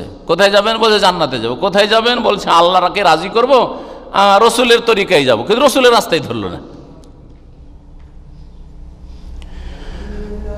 আমার উম্মতের প্রত্যেকে জান্নাতে যাবে, তবে যে অস্বীকার করবে। কালু, সাহাবারা বলে ইয়া রাসূলুল্লাহ ওমাই আবা, অন্য হাদিসে রয়েছে কিলা ওমান আবা, জিজ্ঞাসা করা হইল কে অস্বীকার করে, জান্নাতে যেতে কে অস্বীকার করবে? কালা, তখন রাসূলুল্লাহ সাল্লাল্লাহু আলাইহি ওয়াসাল্লাম বললেন মান আতানি দাখালাল জান্নাহ ওমান আসানি ফাকাদ আবা, যেই ব্যক্তি আমাকে মানবে, আমার আনুগত্য করবে, আমার আনুগত্য করবে মানে আমাকে মেনে চলবে, আমাকে মেনে চলবে, তাহলে নবীর রাস্তায় আসতে হবে, নবীর রাস্তায় আসতে হবে। জীবনে প্রত্যেকটি ক্ষেত্রে আমাকে মানবে, রবিউল আউয়াল মাসে আমাকে মানবে, মুহররমে আমাকে মানবে, সফরে আমাকে মানবে, হ্যাঁ জানুয়ারিতে আমাকে মানবে, ডিসেম্বরে আমাকে মানবে। মান আতানি, যে আমাকে মানবে সে হচ্ছে কি দাখালাল জান্নাহ, ও জান্নাতে যাবে। আমার উম্মতের লোক হলে, আমাকে মানলে আমার উম্মতের লোক হলে জান্নাতে যাবে। ওমান আসানি, যে আমার নাফরমানি করবে, যে আমার বিরুদ্ধাচরণ করবে, যে আমাকে মেনে চলবে না, এটা হচ্ছে নাফরমানি করা। ফাকাদ আবা, সে অস্বীকার করল। আর যারা নবী করিম সাল্লাল্লাহু আলাইহি ওয়াসাল্লাম নাফরমানি করে তারা দুই রকম, যেমন বললাম।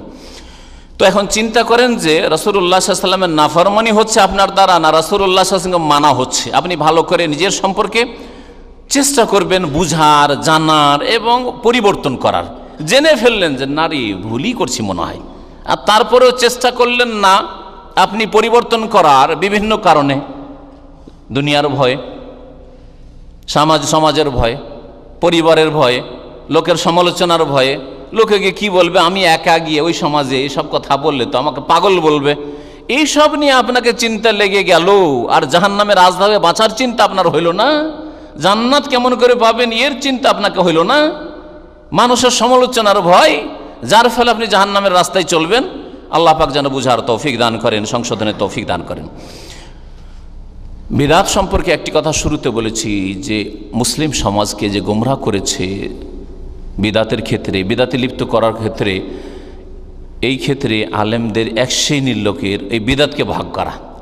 বিদআতে হাসানা, ভালো বিদআত, আমরা যেগুলি করি এগুলো ভালো বিদআত, অন্যরা যেগুলি করে সেটা হচ্ছে মন্দ বিদআত। এই মর্মে নবী করিম সাল্লাল্লাহু আলাইহি ওয়াসাল্লামের হাদিস শোনেন, সহিহ মুসলিমের হাদিস, জাবের রাদিয়াল্লাহু তাআলা আনহু থেকে বর্ণিত, কালা রাসূলুল্লাহ সাল্লাল্লাহু আলাইহি ওয়াসাল্লাম বলেছেন যে সুন্নতি খুতবা রয়েছে, খুতবায়ে মাসনুনা, যেটা বিবাহ শাদীতে পড়া হয়, আর যেটা নবী সাল্লাল্লাহু আলাইহি ওয়াসাল্লাম খুতবায় বক্তব্যে পড়তেন, ওই খুতবা, মান ইয়াহদিহিল্লাহু ফালা মুদিল্লা লাহ, আল্লাহ যাকে হেদায়েত করার রাস্তা দেখান তাকে কেউ গোমরাহ করতে পারে না।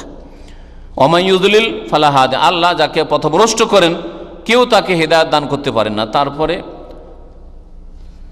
আগে গিয়ে বলছেন কুল্লা মুহদাসাতিন বিদআহ, প্রত্যেকের নতুন কাজ হচ্ছে বিদআত। কি বলছেন নবী? কুল্লা মানে কি? সব, হ্যাঁ সব হচ্ছে, সব নতুনগুলি কি? সব নতুনগুলি ধর্মের নামে যত নতুন হবে সবগুলি হচ্ছে বিদআত। ওয়া কুল্লু বিদআতিন দালালা, প্রত্যেক বিদআত হচ্ছে কি? দালালা। এই কথা বললেন না যে কিছু বিদআত আছে দালালা আর কিছু বিদআত আছে হাসানা, বললেন কি?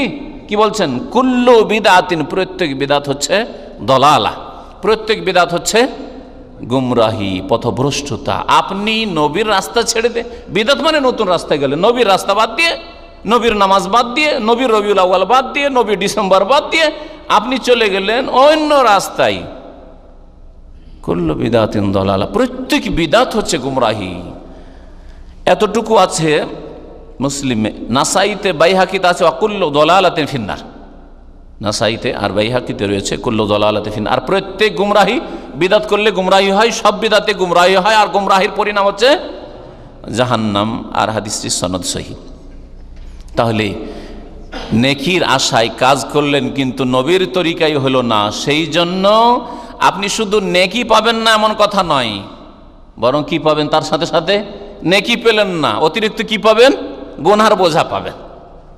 এটা কথা অনেকে বুঝে না, মনে করে যে আমি হয়তো নাওয়াইতো দিয়ে নামাজ পড়লাম, ইক্তাদাতু বিহাযাল ইমামে যাই নামাজের দোয়া তাকবীর তাহরিমার আগে, তাকবীর তাহরিমার পরে যদি পড়েন তাহলে সুন্নাত, সুবহানাকা সানার জায়গাতে যদি নিওয়াজাহাত পড়েন তো সুন্নাত। কিন্তু আপনি তাকবীর তাহরিমার আগে পড়লেন, ইক্তাদাতু বিহাযাল ইমাম পড়লেন, ইত্যাদি ইত্যাদি, এইরকম ধরনের বিদআতের, নামাজের বিদআত দিয়ে বুঝাইলাম। রোজার বিদআত যেমন না, ওই যে রোজায় সাহরি খেয়েছেন আর সাহরি খাওয়ার সময় বলছেন নাওয়াইতা নাসুমা গাদান,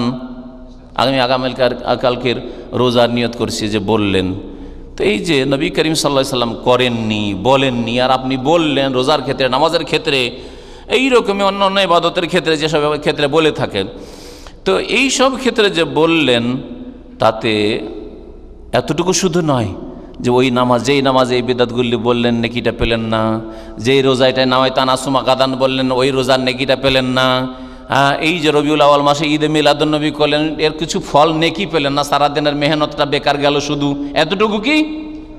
এক তো ঈদুল ফিতর পড়লে নেকি পেয়েছেন, তাই না? ঈদুল আজহা পড়লে নেকি পেয়েছেন, গুনাহ হয়নি, নেকি পেয়েছেন। আর ঈদে মিলাদুন্নবী করলে নেকি তো হইলই না, সারাদিনের মেহনতটা বেকার গেল, আর কি হইল? গুনার বোঝা চাপলো। সেই গুনাহ কোথায় নিয়ে যাবে? অকুল্লু বিদাতিন দলালা কুল্লু দলালাতিন ফিন্নার। প্রত্যেক বিদাত হচ্ছে গুমরাহি, রাস্তা হারিয়ে দেওয়া। নবীর রাস্তা হারিয়ে ফেললেন, আর নবীর রাস্তা হারিয়ে ফেললে কুল্লু দলালাতিন ফিন্নার, জাহান্নামের রাস্তায় নিয়ে যাবে, জান্নাতের রাস্তায় নিয়ে যাবে না। একমাত্র, আবার বলছি, জান্নাতের রাস্তা রাসূলুল্লাহ সাল্লাল্লাহু আলাইহি সাল্লামের রাস্তা, যে রাস্তার ওপর সাহাবায়ে কেরাম রাদিয়াল্লাহু তাআলা আনহু আজমাইনকে ছেড়ে গেছেন, সেটা হচ্ছে জান্নাতের রাস্তা। দ্বিতীয় কোনো রাস্তা নেই যে এই দিক দিয়ে ওই দিক দিয়ে, যেমন শহরের বিভিন্ন দিক থেকে শহরে পৌঁছা যায়, ওই রকমই তুলনা করে থাকে দুনিয়াদার মানুষরা বা বিদআতপন্থীরা। এইসব কথায় ধোঁকা খাবেন না। একটা রাস্তা আল্লাহ জান্নাত যাওয়ার দিয়েছেন, সেটা হচ্ছে মিল্লাত রাসূলিল্লাহ, রাসূলুল্লাহ সাল্লাল্লাহু আলাইহি ওয়াসাল্লামের আদর্শ। এখন আইম্মায়ে কেরামগণ, সাহাবায়ে কেরামগণ রাদিয়াল্লাহু তাআলা আনহুম আজমাইন, তারা বিদআত সম্পর্কে কিভাবে সতর্ক করেছেন। আব্দুল্লাহ বিন মাসউদ রাদিয়াল্লাহু তাআলা আনহু তিনি বলছেন, ইত্তাবিউ, দেখো তোমরা অনুসরণ করিও। অনুসরণ করো মানে নবীকে মেনে চলো, আর নবীর খোলাফায়ে রাশেদিনকে অনুসরণ করো। অনুসরণ হচ্ছে নবীর পিছনে পিছনে চলা, আর বিদআত হচ্ছে ডানে বাঁয়ে চলা। ইত্তাবিউ ওয়ালা তাবতাদিউ, আর তোমরা নতুন কাজ করিও না, বিদআত করিও না। ফাকাদ কুফিতুম, তোমাদের জন্য যথেষ্ট হয়ে গেছে, তোমাদের জন্য শরীয়ত যথেষ্ট হয়ে গেছে, যথেষ্ট হয়ে গেছে। আল্লাহ পাক যথেষ্ট করে দিয়েছে। আকমালতু লাকুম দীনাকুম, তোমাদের দিনকে কমপ্লিট করে দিয়েছে। আল্লাহ পাক বলছে কমপ্লিট হয়ে গেছে, যথেষ্ট নয়? তাহাজ্জুদ আপনার হলো না ফরজ নামাজের পরে? সালাতুল দুহা যথেষ্ট হলো না? আপনার জন্য যেসব সুন্নতি রোজা আছে সেগুলো যথেষ্ট হলো না? আপনার জন্য বছরের দুটা ঈদ, ঈদুল ফিতর, ঈদুল আযহা যথেষ্ট হলো না? ফাকাদ কুফিতুম, যথেষ্ট তোমাদের জন্য হয়ে গেছে। তাবরানীতে দারমিতে রয়েছে সহিহ সনদে। আব্দুল্লাহ বিন উমর রাদিয়াল্লাহু তাআলা আনহু বলছেন, কুল্লু বিদাতিন দালালা, প্রত্যেকটি বিদাত গুমরাহি। এমন নয় যে কিছু বিদাত হাসানা, কিছু বিদাত দালালা সাইয়্যা, এমন না। কুল্লু বিদাতিন দালালা ওয়া ইন রাআহান নাসু হাসানা, যদিও মূর্খ মানুষরা, যদিও মানুষরা কি মনে করে? ভালো মনে করে। সংখ্যাগরিষ্ঠ যদি বলে কাজটা ভালো, তাহলেই ভালো হবে। এটা ধর্ম না, গণতন্ত্র না, দ্বীন ইসলাম গণতন্ত্র না, যে দেশের মেজরিটি বলছে যে কাজগুলিতে ভালো, অলিয়া উলিয়ার মাজারগুলিকে পাকা করা তো ভালোই কাজ, সেই জন্য ভালো কাজ হয়ে যাবে। অলিয়া উলিয়ার মাজারগুলিতে চাদর চড়ানো ভালো কাজ, সেই জন্য ভালো কাজ হয়ে যাবে। হ্যাঁ, অলিয়া উলিয়া নেক আলেম আলেমাদের কবরে ফুল চড়ানো ভালো কাজ, সেই জন্য ভালো কাজ হয়ে যাবে না, কখনো হবে না। লোকেরা সবাই নববর্ষ করছে, সেজন্য ভালো হয়ে যাবে সেটা? লোকেরা দেখছেন দেশে সব ঈদে মিলাদুন্নবীর ধুমধাম করছে, যে সারা বছর তো নবীকে স্মরণ করতে পারি না, গাফিল থাকলাম, তো একটা দিনও করতে দেবেন না, এসব যুক্তি চলবে না? চলবে না। মেজরিটিতে দিন ইসলাম জানলে হবে না। তাই বলছেন যে প্রত্যেকটি বিদাত গুমরাহি। ওয়াইন রাআহান নাসু হাসানা, যদিও মানুষরা মনে করে যে কাজটা তো ভালো, কথাটা তো ভালো, আরে না হয়তো বলছি আমি নিয়ত করছি নামাজ পড়ার, মনে নিয়ত আছে, মুখে বলছি, খারাপ কই? এইসব যুক্তি চলবে না। যদিও মানুষ ভালো মনে করে, কিন্তু বিদাত হচ্ছে গুমরাহি। ইক্তদাই তো বেহাজাল ইমাম, আমি এই ইমামকে মেনে চলবে, ইমামের পিছনে নামাজ পড়ছি, এ কথাটা বললাম, মন্দ কি করলাম? হ্যাঁ, ওয়াইন রাআহান নাসু হাসানা, যদিও মানুষ ভালো মনে করে, কিন্তু কুল্লু বিদাতিন দালালা, প্রত্যেক বিদাত হচ্ছে গুমরাহি। এটাও মুসনাদে দারমিতে রয়েছে, বা সুনানে দারমিতে রয়েছে, সনদ সহিহ। ইমাম শাফিঈ রাহমাতুল্লাহ আলাইহি বলছেন, মান ইস্তাহসানা ফাকাদ শারা, যেই ব্যক্তি কোনো কিছুকে ভালো মনে করে করা শুরু করলো, কাজটা তো ভালোই লাগছে রে ভাই, কাজটা ভালো লাগছে। যারা এই রবিউল আউয়াল মাসে কিছু করে, ওরা আবার দুই ভাগে ভাগ, বাংলাদেশ ভারত। একদল ঈদে মিলাদুন্নবীর নামে করে, আর একদল বলছে না না না, ঈদে মিলাদুন্নবীর জন্মবার্ষিকী পালন, মিলাদ মানে জন্মবার্ষিকী পালন করা যেহেতু ইসলামে নেই, সেজন্য মিলাদুন্নবী করবো না, আমরা কি করব? সিরাতুন্নবী করবো আমরা। সিরাতুন্নবী মাহফিল হবে আমাদের। ওদের হচ্ছে মিলাদুন্নবীর মাহফিল, মিলাদ মাহফিল, এদের হচ্ছে সিরাত মাহফিল। কি বলবেন? হ্যাঁ, দুটোতে পার্থক্য হচ্ছে পেশাব পায়খানার পার্থক্য, যেমন দুটোই না পাক, কিন্তু হ্যাঁ আপনার বাচ্চা যদি শরীরে পেশাব করে দেয় তো অত খারাপ লাগে না, যাক পেশাবই তো করেছে। যদি পায়খানা করে দেয়, যে বাচ্চাকে আদর করতে করতে বুকের উপর পায়খানা করলে বেশি খারাপ লাগে, বা যদি পেশাব করে তো অত খারাপ লাগে না, তাই না? তো ওই রকমই পার্থক্য, দুটোই বিদাত। কেন বিদাত? অনেকে ভাবেন যে আরে এর কত দুশ্মনী, নবীর সিরাত মানে নবীর জীবনী আলোচনা করব, তাও করতে দেবেন না, এটা নিষেধ করলাম কি? কিন্তু বছরে একবার আবার 12 রবিউল আউয়ালি সিরাত মাহফিল কেন হবে? প্রতিদিন করেন, অসুবিধা নেই। হ্যাঁ, রাত দিন প্রতিদিন কোর্স করেন, আপনি আপনার ছেলে মেয়েকে নবী সাল্লাল্লাহু আলাইহি ওয়াসাল্লামের জীবনী 2-4-5 পাতা করে পড়ে শোনাইবেন। সকালে করেন, দুপুরে করেন, বিকালে করেন, যখন ফিরে আসেন রাত্রে শোয়ার সময় ছেলে মেয়েকে 2 দিকে শুয়ে নিয়ে আপনি সিরাতুন নবী শোনান, প্রতিদিন নবীর জীবনী শোনান। সৌদি আরবের এজাতুল কোরআনুল কারীম, যারা রেডিও সকালবেলা মাদ্রাসা বা কোথাও বেরোচ্ছেন শুনবেন, ওতে এজাতুল কোরআনুল কারীম ছাড়লে সকাল 6টার দিকে শুরু হয়ে যায় আপনার বেক আসবাহান একটা প্রোগ্রাম শুরু হয়, তাতে প্রতিদিন মোটামুটি 10 মিনিট সিরাতুন নবীর আলোচনা হয়। এই আলোচনা কয়েক বছর থেকে শুনছি, মক্কা জীবন থেকে শুরু হয়েছে, নবী সাল্লাল্লাহু আলাইহি ওয়াসাল্লামের জন্মের আগে থেকে শুরু করা হয়েছে, করতে করতে খাইবার পর্যন্ত পৌঁছেছে। কয়েকদিন আগে শুনলাম খাইবারের আলোচনা চলছে।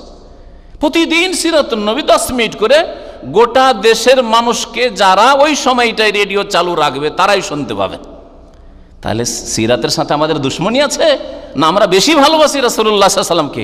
আমরা বলছি প্রতিদিন নবীর জীবনী চর্চা করেন, প্রতিদিন রসুলের হাদিস পড়েন, তাহলে নবীর সাথে মহব্বত বাড়বে, নবী সাল্লাল্লাহু আলাইহি সাল্লামের জীবনের বিভিন্ন দিক জানতে পারবেন এবং সেগুলি আমলে নিয়ে আসবেন, কর্ম করবেন। আপনি দুনিয়া আখেরাত আপনার সুন্দর করবেন, আপনি জীবনকে উজ্জ্বল করবেন। আর না সারা বছর কিছু নেই, সারা বছর কিছু নেই, আর থাকলেও তারপর বিশেষ করে এই দিনে নবী করিম সাল্লাল্লাহু আলাইহি ওয়াসাল্লাম দিলেন না, আপনি কেন করবেন এই দিনে? সিরাতুন নবীর মাহফিলটাই কেন করবেন? নবী সাল্লাল্লাহু আলাইহি ওয়াসাল্লাম তো সিরাতুন নবীর মাহফিল বা তার খোলাফারা আবু বকর, ওমর, ওসমান, আলী তারাও তো করেননি, তাহলে আপনি কেন করবেন সিরাতুন নবীর মাহফিল? এজন্য আমাদের দেশে কিছু লোকের আছে, নিজেদেরকে মনে করে যে আমরা একটু উদার চিন্তার মানুষ, আমরা ওই রকম বিদাত ভাই করি না। আর এই রকমই একজন আলেম আজকে থেকে 20 বছর আগে প্রায় আমার সাথে দেখা হয়েছিল, ঢাকার একজন বড় আলেম আল কাসিম এলাকায়, বলছে আমরা মিলাদুন নবী করি না, তবে কি করেন? বলছে সিরাতুন নবী করি। বললো ভালো কথা, তো সিরাতুন নবী করার আছে নাকি এই দিনে? যে এই 12 রবিউল আউয়ালি সিরাতুন নবীর মাহফিল হইতে হবে, জলসা জুলুস হইতে হবে, ওয়াজ মাহফিল, আর ওতে নবীর জীবনী আলোচনা।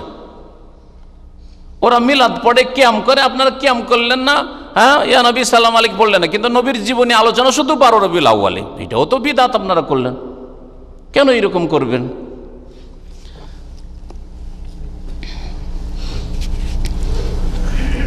মানে ইস্তাহসানা, যে ভালো কাজ, কোনো কিছুকে ভালো মনে করে কাজ করা শুরু করলো, ফাকাদ সারা, সে শরীয়ত রচনা করলো। ইমাম শাফেঈ রহমতুল্লাহ আলাইহি বলছেন, 4 ইমামের 1 ইমাম বলছেন যে কোনো কিছুকে মনে করলে এটা বেদাতে হাসানা, এটা তো ভালো জিনিস, সেই জন্য করছি, অসুবিধা কি? হ্যাঁ, আমি খতমে ইউনুস পড়ছি, হাদিস আছে খতমে ইউনুস সুয়াল আকবার, হাদিসও তো নেই, কোরআনে আছে, কোরআনও নেই, হাদিসও নেই, তো করছেন কেন? সাহাবীরা করেছেন না করেননি, কিন্তু কাজটা তো ভালো। তো মানে ইস্তাহসানা, যে ভালো কাজ মনে করলো যে সোয়াল লাখ যদি আমি দোয়া ইউনুস খতমে ইউনুস করি তাহলে বালা মুসিবত দূর হয়ে যাবে, অথবা খতমে খাজগান করি তাহলে বালা মুসিবত দূর হবে, যদি দুরুদে মাহি পড়ি তো এই হবে, দুরুদে তাজ পড়লে এই হবে, দোয়ায় গানজুল আস পড়লে এই হবে। মানে ইস্তাহসানা, যে কোনো কিছুকে ভালো মনে করলো, অথচ আল্লাহ ভালো বললেননি, রাসূল ভালো বলেননি সাল্লাল্লাহু আলাইহি ওয়াসাল্লাম, ফাকাদ সারা, সে কি করলো? ধর্ম রচনা করলো, শরীয়ত রচনা করলো। দুরুদে তাজ, হ্যাঁ, দোয়ায়ে গানজুল আরশ, দুরুদে মাহি, দুরুদে লাখি, আর এইরকমই যত কিছু আছে, এগুলি হচ্ছে সারা শরীয়ত রচনা। কারণ এগুলি ভালো মনে করে চালু করা হয়েছে, আল্লাহ বলেনি, তার রাসূল বলেনি, সাহাবায়ে কেরামরা জানেননি এগুলি। ইমাম মালিক রহমতুল্লাহ আলাইহি, মদিনার ইমাম, 4 ইমামের 1 ইমাম, তিনি বলছেন, মানিবতাদা ফিল ইসলাম বেদাতান, কেউ যদি ইসলামে নতুন কাজ চালু করে, ইয়ারাহা হাসানা, আর মনে করে যে কাজটা তো ভালোই, মন্দ কি করলাম, ফাকাদ জামা, তাহলে সে মনে করলো যে আন্না মুহাম্মাদান সাল্লাল্লাহু খানার রিসালা, যে মুহাম্মদ সাল্লাল্লাহু আলাইহি সাল্লাম রিসালাতে খিয়ানত করেছেন, রসুল হয়ে এসছেন, মানে মেসেজ নিয়ে এসছেন, আর মেসেজ পুরোপুরি পৌঁছাননি, আল্লাহ পাকের পয়গামে খিয়ানত করেছেন, আল্লাহ পাকের দিনকে কমপ্লিট করে যাননি, আমরা কমপ্লিট করলাম। রাসূলুল্লাহ সাল্লাল্লাহু আলাইহি ওয়াসাল্লাম 2 ঈদ দিয়ে গেছেন, ঘাটতি রেখে গেছেন, আমরা 3 ঈদ করে কমপ্লিট করলাম। রাসূলুল্লাহ সাল্লাল্লাহু আলাইহি ওয়াসাল্লাম তাকবীরে তাহরিমা থেকে নামাজ দিয়ে গেছেন, আমরা নামাইতো আর ইক্তাদাইতো আর আপনার ওয়াজ্জাহাতো এই দিয়ে আমরা কমপ্লিট করলাম। তাহলে নবী সাল্লাল্লাহু আলাইহি ওয়াসাল্লাম যেন খেয়ানত করেছেন। যেই ব্যক্তি কোনো বিদাত চালু করলো আর মনে করলো যে ভালো জিনিস, সে মনে করলো যেন সে বলুক আর নাই বলুক, তার অবস্থা বলছে, তার চরিত্র বলছে, তার আমল বলছে যে রাসূলুল্লাহ সাল্লাল্লাহু আলাইহি ওয়াসাল্লাম খেয়ানত করেছেন, রাসূলুল্লাহ দিন পুরা করে যাননি। লিআন্নাল্লাহ ইয়াকুল, কারণ আল্লাহ বলছেন আল-ইয়াওমা আকমালতু লাকুম দীনাকুম, হে নবী আজকে তোমাদের জন্য তোমাদের দিনকে কমপ্লিট করে দিলাম। আর এ নতুন বাড়াচ্ছে, কমপ্লিট হয়নি তার মানে। সুতরাং সে যেন এই আয়াতের ওপর বিশ্বাসী নয়, রাসূলুল্লাহ সাল্লাল্লাহু আলাইহি ওয়াসাল্লাম দিন কমপ্লিট করে গেছেন এতে বিশ্বাসী নয়, আরও কিছু দিতে হবে, করতে হবে। ইমাম আহমদ রহমতুল্লাহ আলাইহি কি বলছেন শুনেন, বলছেন উসুলুস সুন্নাহ ইনদানা, আমাদের নিকট সুন্নতের মূলনীতি হচ্ছে আত-তামাসসুক বিমা কানা আলী আসহাবু রাসূলিল্লাহ সাল্লাল্লাহু আলাইহি সাল্লাম। আমাদের নিকটে সুন্নতের মূলনীতি যে নবীর তরিকায় কি আছে, যারা রাসূলুল্লাহ সাল্লাল্লাহু আলাইহি সাল্লামের সাহাবাই কেরামদের আদর্শকে মজবুত করে ধরে আছে, রাসূলুল্লাহ সাল্লাল্লাহু আলাইহি সাল্লামের সাহাবাই কেরামদের আকীদা আমলকে যারা মজবুত করে ধরে আছে, তারাই হচ্ছে সুন্নতের উপর, তারাই হচ্ছে আহলে সুন্নাত। ওয়াল ইক্তিদাউ বিহিম, আর সাহাবাই কেরামদের অনুসরণ করে। ওয়া তারকুল বিদআত, আর বিদআতকে ছেড়ে দেয়। ওয়া কুল্লু বিদআতিন দালাল, আর প্রত্যেক বিদআত হচ্ছে গুমরাহি। ইমাম হাসান বসরি রহমতুল্লাহ আলাইহি তার দুই একটি বক্তব্য পেশ করি আপনাদের সামনে। তিনি বলছেন ইন্নামা হালাকা মান কানা ক্বাবলাকুম হিনা তাশআবাদ বিহিমুস সুবুল ওয়া হাদু আনিত তারিক ফাতারাকুল আসার ওয়া ক্বালু ফিদ-দীনি বির-রাই ফাদাল্লু ওয়া আদাল্লু। দেখো তোমাদের পূর্বের জাতি ইহুদি নাসারারা এই জন্য পথভ্রষ্ট হয়েছে যে তারা দলে দলে ভাগ হয়ে গেছে। মুসা আলাইহিস সালামের তরিকা ছেড়ে দিয়ে চলে গেছে, ঈসা আলাইহিস সালামের তরিকা ছেড়ে দিয়ে চলে গেছে, ওয়া হাদু আনিত তারিক অন্য রাস্তায় চলে গেছে, ফাতারাকুল আসার তারা নবীদের আদর্শকে ছেড়ে দিয়েছে। ওয়া ক্বালু ফিদ-দীনি বির-রাইহিম, মন মোতাবেক মন গড়া ধর্মের নামে কথা বলেছে। ফাদাল্লু ওয়া আদাল্লু, নিজেরাও গোমরাহ পথভ্রষ্ট হয়েছে, অন্যদেরকে পথভ্রষ্ট করেছে। আরও হাসান বসরি রহমতুল্লাহ আলাইহি বলছেন লা ইয়াকবালুল্লাহু লি সাহিবি বিদআতিন সাওমান ওয়ালা সালাতান ওয়ালা হাজ্জান ওয়ালা উমরা হাত্তা ইয়াদাহা। আল্লাহ পাক রব্বুল আলামিন বিদআতির নামাজও কবুল করেন না, রোজাও কবুল করেন না, হজ উমরা কবুল করেন না যতক্ষণ পর্যন্ত বিদআত না ছাড়বে। চিন্তা করেন তাহলে, বিদাতি নামাজ, বিদাতি রোজা, বিদাতি হজ, বিদাতি যাকাত, বিদাতি আমল আল্লাহ পাক কবুল করে যতক্ষণ পর্যন্ত বিদাতের রাস্তা, ভুল রাস্তা থেকে নবীর রাস্তায় না আসবেন। ওয়াকাল, আরও বলছেন তিনি সাহিবুল বিদাতে লা ইয়াজদাদু ইজতিহাদান সিয়ামান ওয়ালা সালাতান ইল্লা ইজদাদা মিনাল্লাহি বুদান। হাসান বসরি রহমতুল্লাহ আলাইহি প্রখ্যাত তাবেঈ, তিনি বলছেন যে বিদাতি বিদাতে মেহনত করবে, তার তুলনা আমি যেমন উদাহরণ দিয়ে বুঝালাম, সে যেন বেশি স্পিডে উল্টা দিকে গাড়ি চালাচ্ছে, যেদিকে যাবে না সেদিকে গাড়ি চালাচ্ছে, ওর মতো। বলছেন যে সাহিবুল বিদাতি ব্যক্তি লা ইয়াজদাদু ইজতিহাদান সিয়ামান ওয়ালা সালাত, রোজা নামাজে যদি মেহনত পরিশ্রম করে, যত মেহনত বেশি করবে পরিশ্রম করবে, কিন্তু বিদাতি নামাজ, হ্যাঁ বিদাতি রোজা, আলফিয়া নামাজ, আর ওই আপনার শবে মেরাজের 27 রজবের নামাজ, আর ওই শবে বরাতের নামাজ, এগুলো বাড়াইলো না, যত বাড়াবে ইল্লা ইজদাদা মিনাল্লাহি বুদান, ওই রকমই আল্লাহ থেকে দূর হইতে থাকবে।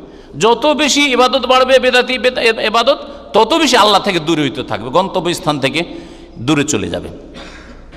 আরও তিনি বলছেন হাসান বসরি রহমতুল্লাহ লা তুজালিস সাহিবা বিদাহ, আমরা বিদাতিদের কাছ থেকে এত সতর্ক করি না যত সতর্ক করেছেন সালাফি সালেহিন, সাহাবাই কেরাম, তাবেইন। শুনেন না কি বলছেন, লা তুজালিস সাহিবা বিদা, কোনো বিদাতির কাছে বসিও না, বিদাতি আলেমের কাছে বসিয়ে না। আর বিদাতি হুজুর আপনার কিবলা হয়ে আছে, বিদাতি হুজুর আপনার পীর হয়ে আছে, বিদাতি হুজুর আপনার মুফতি হয়ে আছে, বিদাতি হুজুর না হইলে আপনার কোরআন খানি হয় না, ইসালে সওয়াব হয় না, আপনার জানাজা হয় না, আপনার কোরবানি জবাই হয় না। এই হলো অবস্থা। আপনার মসজিদের ইমাম, হ্যাঁ আপনার বক্তার জলসার ওয়াজ মাহফিলের আপনার বক্তা ওয়াইজ, লা তুজালিস সাহিব বিদা, কোনো বিদাতির সাথে বসিও না। কেন? ফাইন্নাহু ইয়ামরাদু কালবুকা, বিদাতির পাশে বসলে তোমার অন্তরের রোগ ধরে যাবে, ব্যাধিগ্রস্ত হয়ে যাবে তোমার হৃদয়, কলবে রোগ হয়ে যাবে ধীরে ধীরে। বিদাত হচ্ছে সংক্রামক বিমারি, যেমন চুলকানি পাচড়াওয়ালাদের পাশে থাকলে, কুষ্ঠ রোগীর পাশে থাকলে আশঙ্কা আছে, সম্ভাবনা আছে, বিদাতির পাশে থাকলে ধীরে ধীরে স্লো পয়জনে আপনার ওই সুন্নতকে আঁকড়ে ধরাটা ঢিল পড়ে যাবে, আর তখন বিদাত আপনার মধ্যে ঢুকে পড়বে। যে কাজগুলি তো ভালোই লাগছে, আর সবাই করছে, আমি একাই যদি একটা ঘর না করি তো খারাপও লাগছে, আর সমাজের লোক কটু দৃষ্টিতে দেখছে, যাক। জি, ফাইন নয় আমরাজ কালব, অন্তরে রোগ সৃষ্টি হয়ে যাবে। বিদাতীদের সাথে বসতে নিষেধ করা হয়েছে। ফালা তাকুদ বাদা যিকরা মাল কওমিজ জালিমিন, এই আয়াতের ব্যাখ্যায় তার উক্তিটি পেশ করতে পারে। আল্লাহ কোরআনে কারীমে বলছেন যে উপদেশ আসার পরে, আল্লাহ পাকের দিন আসার পরে, কোরআন হাদিস আসার পরে জালেমের সাথে কখনো বসবে না। যে নবীর তরিকার কথা বলে না, সে জালেম নয়। আমরা আমাদের দেশে জালেম মানে সীমিত অর্থ বুঝি। চুরি করলে জালেম, ডাকাতি করলে জালেম, খুন করলে জালেম, ব্যভিচার করলে জালেম, মদ খেলে জালেম। হ্যাঁ, কিন্তু বেনামাজি জালেম নয় আমাদের সমাজে, বিদাতি জালেম নয়, ঈদে মিলাদুন নবী করে জালেম না, নাওয়াইতে পড়লে জালেম না, জালেম সবাই জালেম। যে গুনাহ করবে সেই জালেম, যে কোনো গুনাহ। আর শিরক সবচেয়ে বড় জুলুম, আর বিদাত তারপরে 2 নম্বরের জুলুম। শিরক আল্লাহর সাথে শরীক করা, শুরুতে বলেছি, আর বিদাত হচ্ছে রসুলের সাথে শরীক করা। সুতরাং রসুলের সাথে শরীক করা 2 নম্বর খুব বড় জুলুম, মনে রাখবেন। হাসান বিন আতিয়া প্রখ্যাত তাবি, তিনি বলছেন মাবতাদা কওমুন বিদআতান ফি দীনিহিম, যে কোনো জাতি যখন তাদের ধর্মে বিদাত চালু করেছে, যে কোনো জাতি যখন বিদাত চালু করেছে, ইল্লা নাজা আল্লাহ মিন সুন্নতিহি মিসলা, তখন আল্লাহ পাক তাদের সুন্নতগুলিকে ওই রকমভাবে ছিনিয়ে নিয়েছে।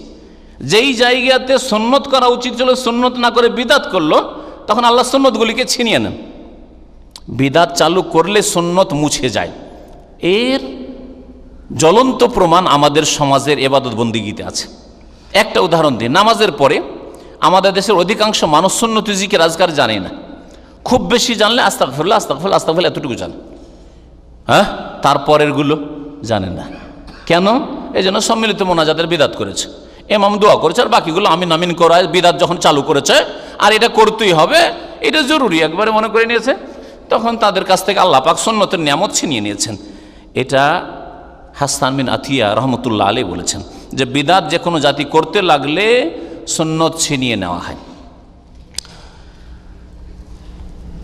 হাফেজ বিন হাজার রহমতুল্লাহ আলাইহি প্রখ্যাত ইমাম, 852-তে তার ইন্তেকাল, তিনি বলছেন কুল্লু বিদাতিন দালালাহ, এই যে হাদিসে রয়েছে প্রত্যেক বিদাত গুমরাহি, হাযিহিল জুমলাতু কায়দাতুন শারঈয়্যাহ, এই বাক্যটি হচ্ছে শরীয়তের মৌলিক নীতিমালা, কায়দা কানুন।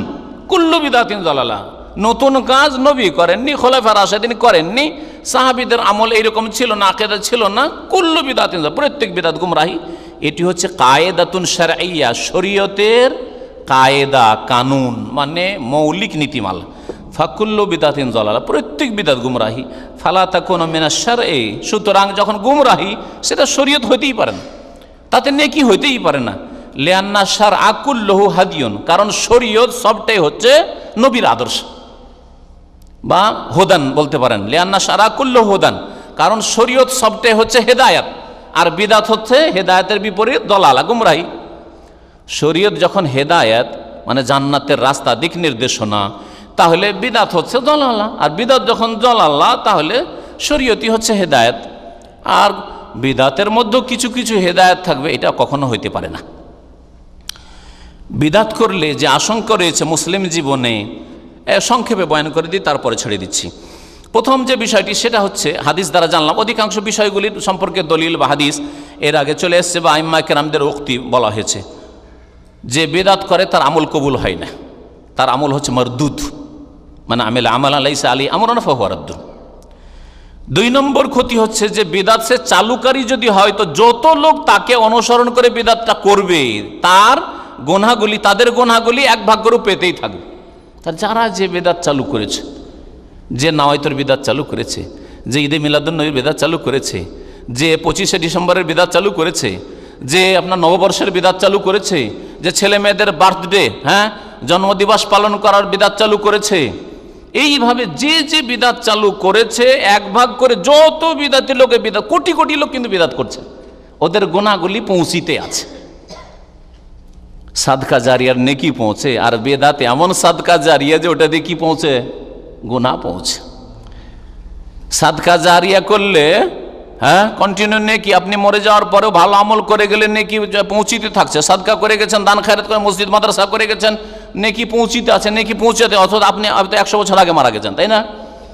কিন্তু বিদাত করলে 500 বছর হয়ে গেছে, গোনা পৌঁছিতে আছে, গোনা পৌঁছিতে আছে, গোনা পৌঁছিতে আছে, কিয়ামত পর্যন্ত গোনা পৌঁছিতেই থাকবে। যত লোক গোনা করবে 1 ভাগ করে পেতে থাকবে। বিদাতি এর তওবা কবুল হয় না, বিদাতির সাধারণত তওবার তৌফিক হয় না, এই জন্য তওবা কবুল হয় না। আনাস রাদিয়াল্লাহু তাআলা আনহু থেকে এই মর্মে একটি হাদিস বর্ণিত রয়েছে, তিনি বলছেন যে রাসূলুল্লাহ বলেছে, ইন্নাল্লাহ হাজাবা তাওবাতা আন সাহিবে বিদআতিন হাত্তা ইয়াদা বিদআতাহু। আল্লাহ পাক রব্বুল বিদাতির তওবায় পর্দা সৃষ্টি করে দেন, বিদাতি তওবার তৌফিক পায় না। যতক্ষণ পর্যন্ত বিদাত না ছাড়বে তওবার তৌফিক হয় না। কেন? বুঝতে পারে না যে ভুল করছি, আর চোর বুঝছে যে আমি ভুল করছি, ডাকাত ভুল করছে, খুনি বুঝতে পারছে যে আমি ভুল কাজ করেছি। হ্যাঁ, জেনাকারী ভালো করে বুঝছে, অমুসলিম হলেও বুঝছে যে কাজটা ভালো না, ভুল, মন্দ কাজ, তাই না? তাহলে যারা বুঝতে পারছে যে কাজ পাপ করছি কিন্তু মন্দ কাজ, তাহলে মন্দ ছাড়ার চেষ্টা একটু করলে কি হয়ে যাবে?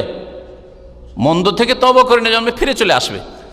কিন্তু বিদাত নেকি সওয়াবের কাজ, যারা করে না গুমরাহ, ঈদে মিলাদুন নবী করছি, সওয়াবের কাজ করছি, তাই না? শবে বরাত করছি, সওয়াবের কাজ করছি, নামাজ পড়ছি, সওয়াবের কাজ করছি, সম্মিলিত মোনাজাত করছি, সওয়াবের কাজ করছি, কবর পাকা করছি, সওয়াবের কাজ করছি, চাদর চড়াচ্ছি মাজারে, সওয়াবের কাজ করছি, ওরস করছি, সওয়াবের কাজ করছি, পীরের মুরিদ হচ্ছি, সওয়াবের কাজ করছি। বুঝতে পারছেন না? তাহলে যখন সওয়াবেরই কাজ করছে তো তওবার কথা তো সারা জীবনের খেয়াল আসবে না। আরে সওয়াবের কাজ থেকে কেন তওবা করবো? আবার কেমন কথা হয়, ঠিক না? সওয়াবের কাজ আবার কিসের তওবা আছে, তাই না? এই জন্য যেই ব্যক্তি বিদাত করে তার তওবার তৌফিক হয় না, সারা জীবনটা কেটে যায় কিন্তু তওবা করা নসিব হয় না। বিদাতি যে বিদাত করে সে নবী সাল্লাল্লাহু আলাইহি ওয়াসাল্লামের হওজে কাউসারে যেতে পারবে না, হওজে কাউসারে পানি পান করবে না। সহিহ বুখারীর হাদিস রয়েছে, সহিহ মুসলিমে রয়েছে। তার ফেরেশতারা তাড়িয়ে দেবে তাদেরকে। বিদাতির ওপর লানত হতে থাকে, বিদাতির ওপর লানত হতে থাকে। নবী করিম সাল্লাল্লাহু আলাইহি ওয়াসাল্লাম বিশেষ করে মদিনা সম্পর্কে বলেছেন, কিন্তু হাদিস মদিনা সম্পর্কে বলা হলো অধিক সতর্ক করা হয়েছে, কিন্তু যে কোনো জায়গা সম্পর্কে এই হাদিস ফিট। মান আহদাসা ফিহা হাদাসান আও মুহদিসান ফাআলাইহি লানাতুল্লাহ ওয়াল মালায়েকাতু ওয়ান নাস আজমাইন। যেই ব্যক্তি মদিনায় বিদআত চালু করবে অথবা বিদআতিকে আশ্রয় দেবে তার উপর আল্লাহ পাকের লানত, ওয়াল মালায়েকা ফেরেশতাদের লানত, ওয়ান নাস আজমাইন সমস্ত মানুষদের অভিশাপ। ভাষ্যকারগণ শারেহিনরা এই হাদিসের ব্যাখ্যা বলছেন যে নবী সাল্লাল্লাহু আলাইহি ওয়াসাল্লাম যেহেতু মদিনায় ছিলেন, অধিকাংশ সাহাবাই কিরাম তারা মদিনায় ছিলেন, সেই সময় হাদিস বলেছেন, সেই জন্য মদিনাকে কেন্দ্র করে বলেছেন। না হলে মদিনার সাথে এটা খাস না, যে কোনো জায়গায় আপনার বাড়িতে বিদাতি হুজুরকে যদি আপনি আশ্রয় দেন, বিদাতি হুজুরকে যদি ওয়াজ করতে নিয়ে আসেন, বিদাতি হুজুরকে যদি মসজিদে ইমাম বানান, বিদাতি হুজুরকে বলেন যে নামাজটা পড়িয়ে দেন, হ্যাঁ, বিদাতি হুজুরকে দিয়ে যদি আপনি আপনার জবাই কোরবানি ইত্যাদি, আপনার বিদাতি হুজুর না হলে চলে না। আপনার বিদাতি হুজুরের সাথে আপনার দোস্তি বন্ধুত্ব, যে ব্যক্তি আশ্রয় দিল মান আহাদা অথবা নিজে চালু করলো, মান আহদাসা ফি হাদাসান, নিজেই বিদাত করলেন অথবা বিদাতিকে আশ্রয় দিলেন, দুটো কথা বলা হয়েছে। ফাআলাইহি লানাতুল্লাহ, আল্লাহ পাকের অভিশাপ, আল্লাহ পাকের লানত মানে আল্লাহ পাক রহমত থেকে দূর করে দিবেন। ওয়াল মালায়েকা ফেরেশতাদের লানত, ফেরেশতারা রহমতের দোয়া করবেন না, গজবের দোয়া করবেন, আল্লাহ পাকের আযাব হবে এদের উপর। তাহলে দেশে কি করে শান্তি হবে? এত বিদাত করলে কি করে দেশে শান্তি আসবে? ওয়ান নাস আজমাইন, সমস্ত মানুষের লানত। মানুষ বিশেষ করে যারা বিদাত কি বিদাত বুঝে তাদের লানত, যে কি করছে, সর্বনাশ করে দিল, লানত অভিশাপ হইতে থাকবে। আরও এর আগে আইম্মাই কেরামদের বক্তব্য থেকে জানলাম বা সালাফে সালেহের উক্তি থেকে যে বিদাতি যত বিদাত করবে তত বেশি আল্লাহ থেকে দূর হবে। হ্যাঁ, আর এর উদাহরণও দিলাম, রাস্তার উদাহরণ দিয়ে। বিদাত সম্পর্কে আরও জানলাম যে বিদাত করলে ওই রকমই সুন্নত মিটে যায়। আপনি যদি জীবনে একটা বিদাত করেন আর একটা সুন্নত আপনার মুছে যাবে, দুটো বিদাত করেন দুটো সুন্নত মুছে যাবে, 10টা বিদাত করেছেন 10টা সুন্নত মুছে যাবে। যারা বিদাতি কাজে আগ্রহী তারা সুন্নতি কাজে আগ্রহী না। আমি অনেক ভাইদেরকে বলি যে তাহাজ্জুদ পড়েন, ও জিজ্ঞাসা করে সালাত তাসবিহ আওয়াবিন, যেগুলো নাই সেগুলো করবে, আর যেটা আছে সেটা করার জন্য তৌফিক হচ্ছে না। বিদাত সম্পর্কে উলামায়ে কেরামরা বলেছেন বিদাতটা হচ্ছে কুফরির বার্তা, বারিদুল কুফর, কুফরির বার্তা। কেমন? বিদাত করতে করতে শিরিক করে, হঠাৎ করে লাফ দিয়ে কিন্তু শিরিক করে না। যেমন কোনো যুবক জেনায় লিপ্ত হয়, চরিত্র নষ্ট করে, একদিনও নয়, একদিনে টেলিফোন নম্বরটা পেয়ে গেছে, আর একদিন কল করেছে, প্রথম কথা বলার বেশি সাহস হয়নি, হয়তো কি জানি উল্টো যদি অভিযোগ করে যদি আমাকে ফাঁসিয়ে দেয়, সাহস হয়নি। তারপর যখন দেখছে যে গ্রিন সিগন্যাল, হ্যাঁ, তখন আগে বাড়তে শুরু করেছে, আর তারপরে গিয়ে জেনা লিপ্ত হয়েছে, ঠিক না? ঠিক তেমনি বিদাতিরা ধীরে ধীরে বিদাত করতে করতে করতে আল্লাহ ছাড়া অন্যের কাছে চাওয়া শুরু করে, অন্যের কাছেই রোগ ভালো করার আশা করে, এই করে। প্রথম মাজারে গেল, মনে করলো যে ফুল চড়াইলাম, আমি আল্লাহর কাছেই চাইলাম, ফুল চড়াইলাম, চাদর চড়াইলাম, গেলাম, সবাই দেখতে এসছে, আমিও গেলাম, হ্যাঁ।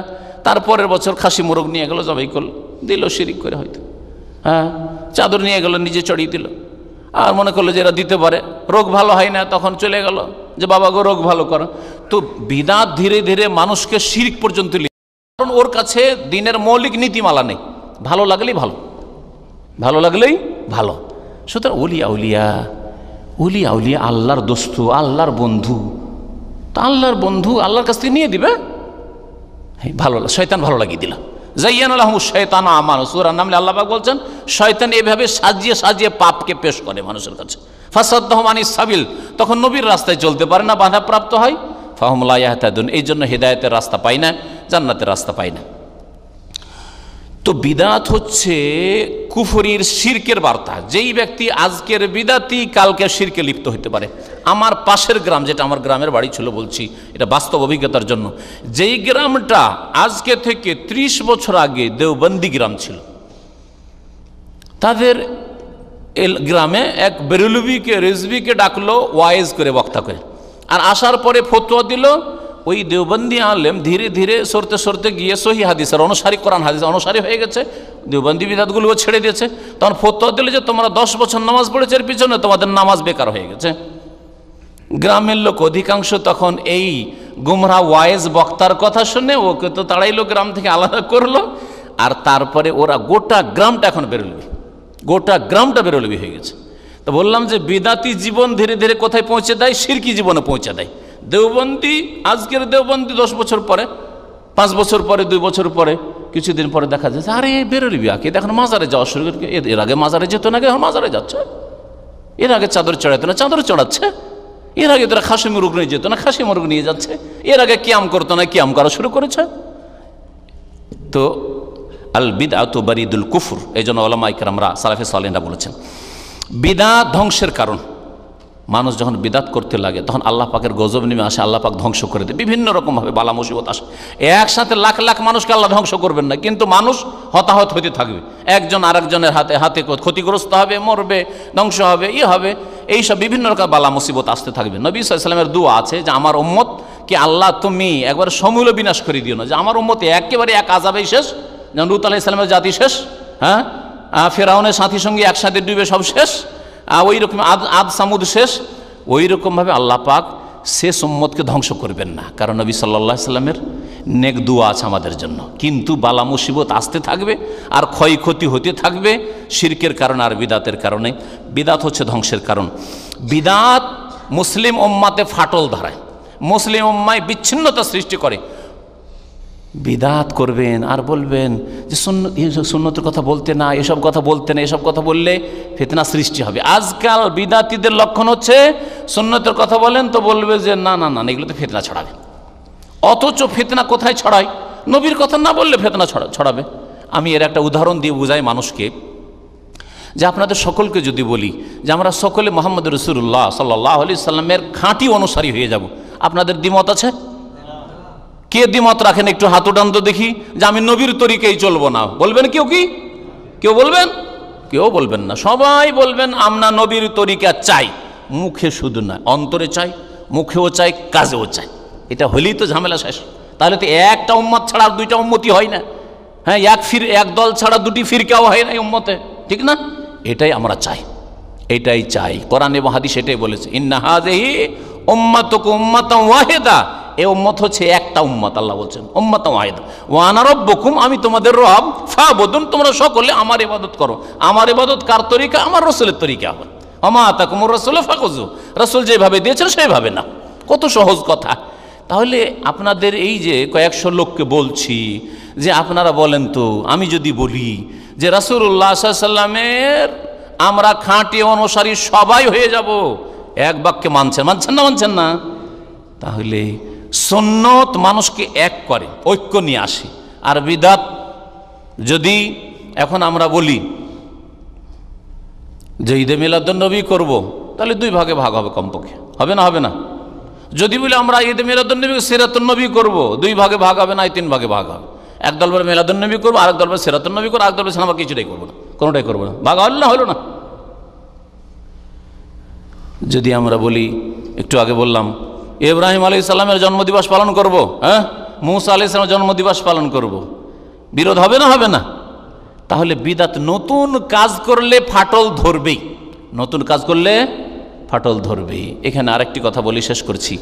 আমরা যদি রাসূলুল্লাহ সাল্লাল্লাহু আলাইহি ওয়াসাল্লামের তরিকায় নামাজ পড়ি, সৌদি আরবে নামাজ পড়ি আর জাপানে নামাজ পড়ি, সহি তরিকায় রসুলের হাদিস দেখে নামাজ শিক্ষা, সৌদি আরবে যেমন নামাজ, বাংলাদেশে ওই রকমই, জাপানে ওই রকমই, কানাডা ওই রকমই, অস্ট্রেলিয়া ওই রকমই, আমেরিকা, তো সব জায়গায় একই নামাজ, ঠিক না? কারণ কার নামাজ শিখেছেন সবাই? মুহাম্মদ রাসূলুল্লাহ সাল্লাল্লাহু আলাইহি ওয়াসাল্লামের নামাজ। কিন্তু না, কেউ বলছে রাসূলুল্লাহ সাল্লাল্লাহু আলাইহি ওয়াসাল্লামের নামাজ, কেউ বলছে না এইটাও ভালো কাজ, নামাই তো নিয়ত হাদিসে নেই, কিন্তু আলেম ওলামারা এটা পছন্দ করেছেন, অন্তরে নিয়তের সাথে সাথে মুখে পড়ে নিলাম। ফাটল ধরলো না? ধরলো না? তাহলে সৌদি আরবে বলছে যে না, মুখে পড়ার নেই, অন্তরে নিয়তি যথেষ্ট। বাংলাদেশে বা ইন্দোনেশিয়াতে গিয়ে বা কেরালায় গিয়ে দেখা গেল যে না, নামাই তো পড়ছে। পাকিস্তানে বা উত্তর ভারতে উর্দু ভাষীদেরকে দেখা গেল যে নামাই তো আরবিতে পড়ে না, मैं नियत करता हूं वास्ते আল্লাহকে পড়ছে। ফাটল ধরলো না? ধরলো না? রাসূলুল্লাহ সাল্লাল্লাহু আলাইহি ওয়াসাল্লাম আদর্শ থেকে, সুন্নত থেকে দূরে সরে গেলে কত ফাটল ধরছে দেখেন। পক্ষান্তরে সবাই আমরা মুহাম্মদ রাসূলুল্লাহ সাল্লাল্লাহু আলাইহি ওয়াসাল্লাম যেই আকীদা বিশ্বাস দিয়ে গেছেন সেটাই নেব, যেই ইবাদত নামাজ রোজা হজ যাকাত দিয়ে সেটাই নেব, যেই রকম মৌসুমের ইবাদত দিয়েছেন সেই রকমই মৌসুমের ইবাদত দেব। নিজের পক্ষ থেকে মৌসুমি ইবাদত পয়দা করব না, যেই রকম জিকির আজকার দোয়া ওজিফা দিয়ে গেছেন সেই রকমই করব। আমরা নতুন কোন ওজিফা আবিষ্কার করব না। না থাকবে খতমে ইউনুস, না থাকবে খতমে খাজেগান, না থাকবে দোয়াই গঞ্জুল আরশ। একজন দোয়াই গঞ্জুল আরশে জিকির করছে আর আমি সুন্নতি জিকির করছি, ফাটল ধরলো না? ধরলো না? কিন্তু সবাই যখন বলবো আমরা সকাল সন্ধ্যা রাসূলুল্লাহ সাল্লাল্লাহু আলাইহি ওয়াসাল্লাম যে জিকির দিয়ে গেছে সেই জিকির করব, তখন কোনো রকমের আর ফাটল থাকবে না। আল্লাহ পাক আমাদেরকে কোরআন এবং হাদিস বোঝার তৌফিক দান করেন, শিরক বিদআত থেকে বেঁচে থাকার তৌফিক দান করেন। আল্লাহ পাক আমাদের সমস্ত রকমের বালা মুসিবত থেকে যেন বাঁচিয়ে রাখেন। আল্লাহ পাক আমাদের জান মালের পরিবারের হেফাজত করেন। আল্লাহ পাক রব্বুল ফিতনা থেকে আমাদের বেঁচে থাকার তৌফিক দান করেন। আল্লাহ পাক রব্বুল আমাদের দুনিয়া এবং আখিরাতে সুখী করেন। গুনাহ খাতা যেন মাফ করে দেন, নেক আমলের তৌফিক দান করেন। আমাদের সকলকে জান্নাতুল ফিরদৌস দান করেন, জান্নাতের রাস্তায় চলার যেন তৌফিক দান করেন।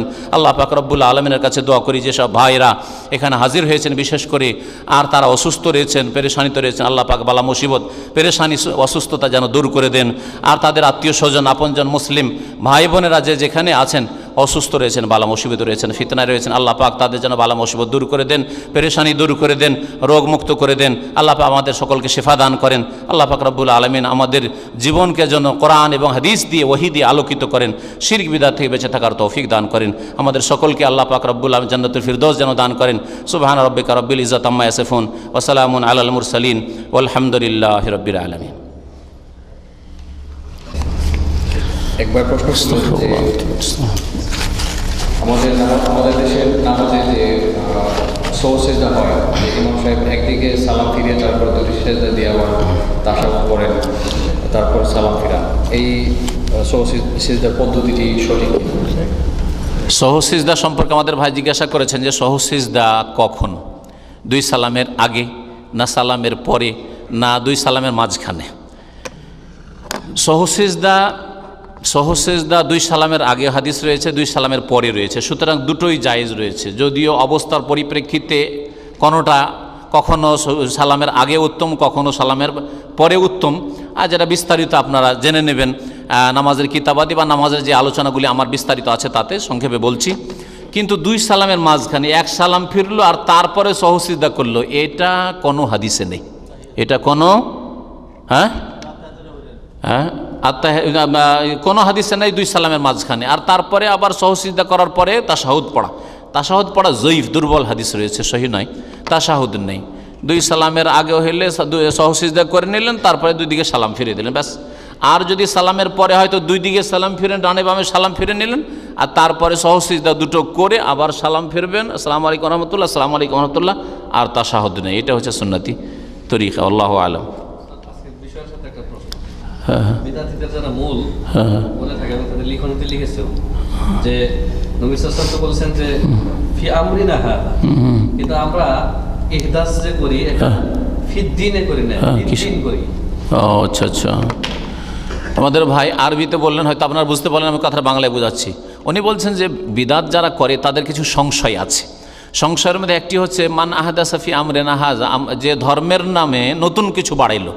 তো নতুন কিছু ফি আমরিনা বলা হয়েছে, হ্যাঁ, ও বলছে আমরা ধর্মের বিরুদ্ধে বাড়াই না, ধর্মের স্বার্থে বাড়াচ্ছি, লিদ্দিন বাড়াচ্ছি, ধর্মের স্বার্থে মানে ইসলামের খাতিরে, ইসলামের সেবায় বাড়াচ্ছি। এটা মিথ্যা কথা। ইসলামের সেবায় আপনাকে বাড়াবার অধিকারটা কে দিল? বরং এখানে আরেকটা কথা আমি বলে দিই, যেটা আমার আলোচনায় বলা হয়নি। আপনি যদি ইসলামের স্বার্থে কোনো কিছু বাড়ান, তার মানে নবীর ডিউটিটা, কাজটা আপনি নিজের হাতে নিলেন, নবীর হকটা আপনি যেন খর্ব করলেন। নবীর হক হচ্ছে শরীয়ত দেওয়া, বাড়ানো, কিছু দেওয়া, কিছু নিষেধ করা, এটা কার হক? নবীর হক আল্লাহর পক্ষ থেকে। আল্লাহ নবীকে হক দিচ্ছেন যে হে নবী তুমি শরীয়ত বয়ান করো, তাই না? আর আমি যদি বয়ান করি, আমি বয়ান করছি, আপনি বয়ান করবেন, কিন্তু আমি কোনটা বয়ান করবো? যেটা নবী বয়ান করেছে হুবহু ওইটাই বয়ান করতে হবে, একটুও বাড়ানো যাবে না, কমা যাবে না, ওইভাবে বয়ান করতে হবে। আর আপনি নতুন কিছু বলবেন আমি দিনের খাতিরে, ইসলামের সেবায় আমি বাড়াচ্ছি, তাহলে আপনি নবীর হকটাকে খর্ব করলেন, নষ্ট করলেন আপনি।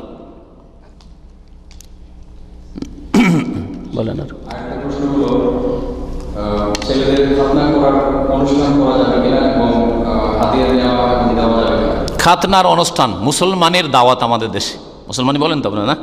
প্রথম কথা, খাতনাকে মুসলমানি বলা এটা একটা বিদাতি পরিভাষা। এতে হয়েছে কি, আমাদের দেশের নারী পুরুষরা মনে করে যে এতদিন ছেলেটা মুসলমান ছিল না, চামড়া কাটা হয়নি তার মানে মুসলমান ছিল না, এখন চামড়া কেটে মুসলমান করা হইল। বুঝতে পেরেছেন? আর বাস্তব সত্য, আমাদের দেশে ওস্তাদগুলো আসে, কি বলেন আপনারা?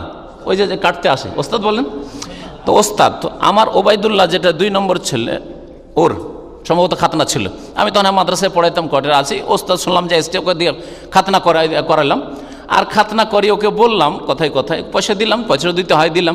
তারপরে বললাম যে আজকাল তো হাসপাতালে হয়ে যাচ্ছে, কথায় কথায় বলে আজকাল হাসপাতালে হয়ে যাচ্ছে, আপনি কোথায় দুই ডিস্ট্রিক্ট পার করে 150-200 কিলোমিটার দূর থেকে এসছেন কষ্ট করে, এখানে হাসপাতালে করে দিচ্ছে। তখন বলছে যে ওতে যে কলমা পড়লো না, আমরা কলমা পড়ি লা ইলাহা ইল্লাল্লাহ মুহাম্মাদুর রাসূলুল্লাহ, চামড়া কাটে তখন লা ইলাহা মুহাম্মাদুর রাসূলুল্লাহ পড়ে ওস্তাদগুলো। আর আপনার হাসপাতালের ডাক্তার মুসলমান হইল, লা ইলাহা ইল্লাল্লাহ বলে তো অপারেশন করবে না, তো মুসলমান নিজে হইল না। কথা বুঝতে পেরেছেন? কত জেহালত, অজ্ঞতা আমাদের সমাজে বিরাজ করছে, যে যদি ওস্তাদ দিয়ে করা হয়, লা ইলাহা ইল্লাল্লাহ পড়া হয় তো মুসলমান হইল, আজকে মুসলমান হইল। অথচ নবী সাল্লাল্লাহু আলাইহি বলছেন কুল্লু মাউলুদিন ইউলাদু আলাল ফিতরা, প্রত্যেক শিশু যেদিন জন্মায় মার পেট থেকে ভূমিষ্ঠ হয় সেদিন পাক্কা মুসলমান হয়ে আসে, পাক্কা মুসলমান হয়ে আসে।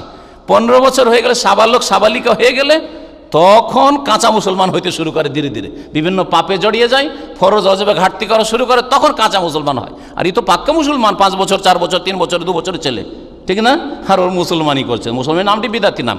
2 নম্বর কথা, খাতনার দাওয়াত, খাতনার দাওয়াত নেই, কোনো হাদিস দ্বারা প্রমাণিত নয়।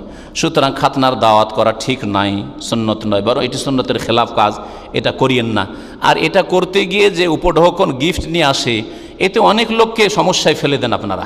কারণ অনেক গরিব মানুষ আছে, চোখের লজ্জায় টাকা ধার করে নিয়ে আসে, ধার করে টাকা নিয়ে আসে কিছু গিফট কেনার জন্য অথবা টাকা দেওয়ার জন্য।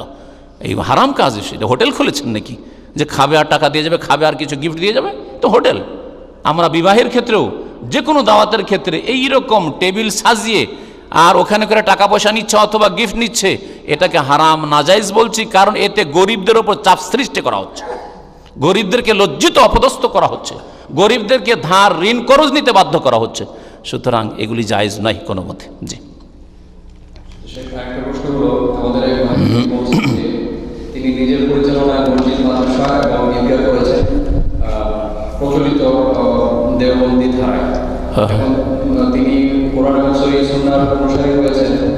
তিনি বলছেন যে যদি এই ধারায় পরিচালনা করতে চান, তাহলে হয়তো কেউ ছাত্রছাত্রী দেবে না, সালাত আদায় করতেও আসবে না, নিজের একার পক্ষে পরিচালনা করা সম্ভব হবে না। এক্ষেত্রে তার করণীয় কি? করণীয় কি? বড় পরামর্শ।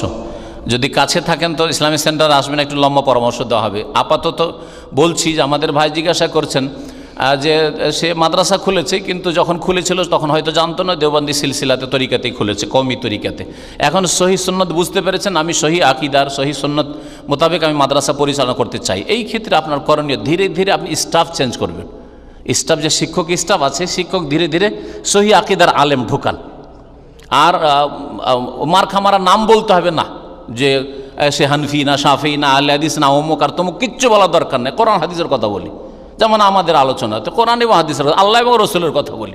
এইরকম কোরআন এবং হাদিসের কথা বলবে, আর ওই লেবেল লাগিয়ে মার খামারা হইতে যাবেন না যে আরে বাপরে এ তো অন্য তরিকার লোক এসছে রে, তো নাম তো অন্য বলছে না।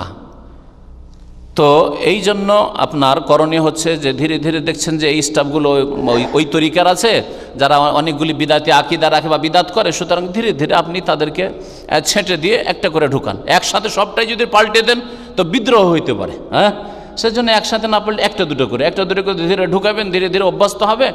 আর ছেলেরা কোরআন এবং হাদিস, ওই হাদিস মোতাবেক নামাজ, দোয়া, কোরআন হাদিস শিখবে, আর ধীরে ধীরে দেখবেন। আর আল্লাহর উপর ভরসা করেন, বাচ্চাকেও দেবে না দেবে ওই সব এত দূর পর্যন্ত আল্লাহ চিন্তা করতে পারেন।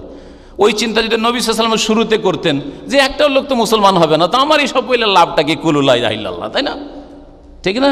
তাহলে তো ইসলামের দাওয়াতেই কাজ হইতো না। আমি যখন 15 বছর আগে দাম্মামে আসি আর প্রথম অনুষ্ঠান শুরু করি ইসলামিক সেন্টার শুক্রবারে, যেখানে আজকে 300-এর উপরে লোক হচ্ছে, 15টা লোক নিয়ে শুরু করেছিল।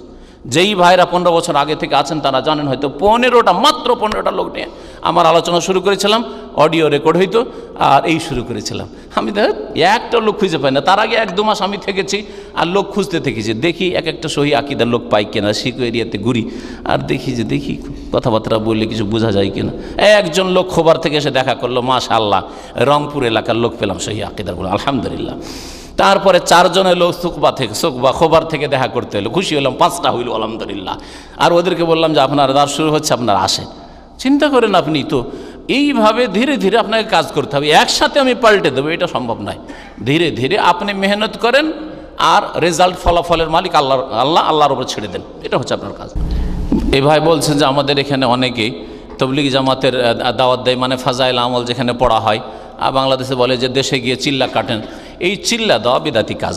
তারপরে ফাজাইল আমলে অনেক ভুল ভ্রান্তি আছে, বিদাত, শিরক পর্যন্ত আছে।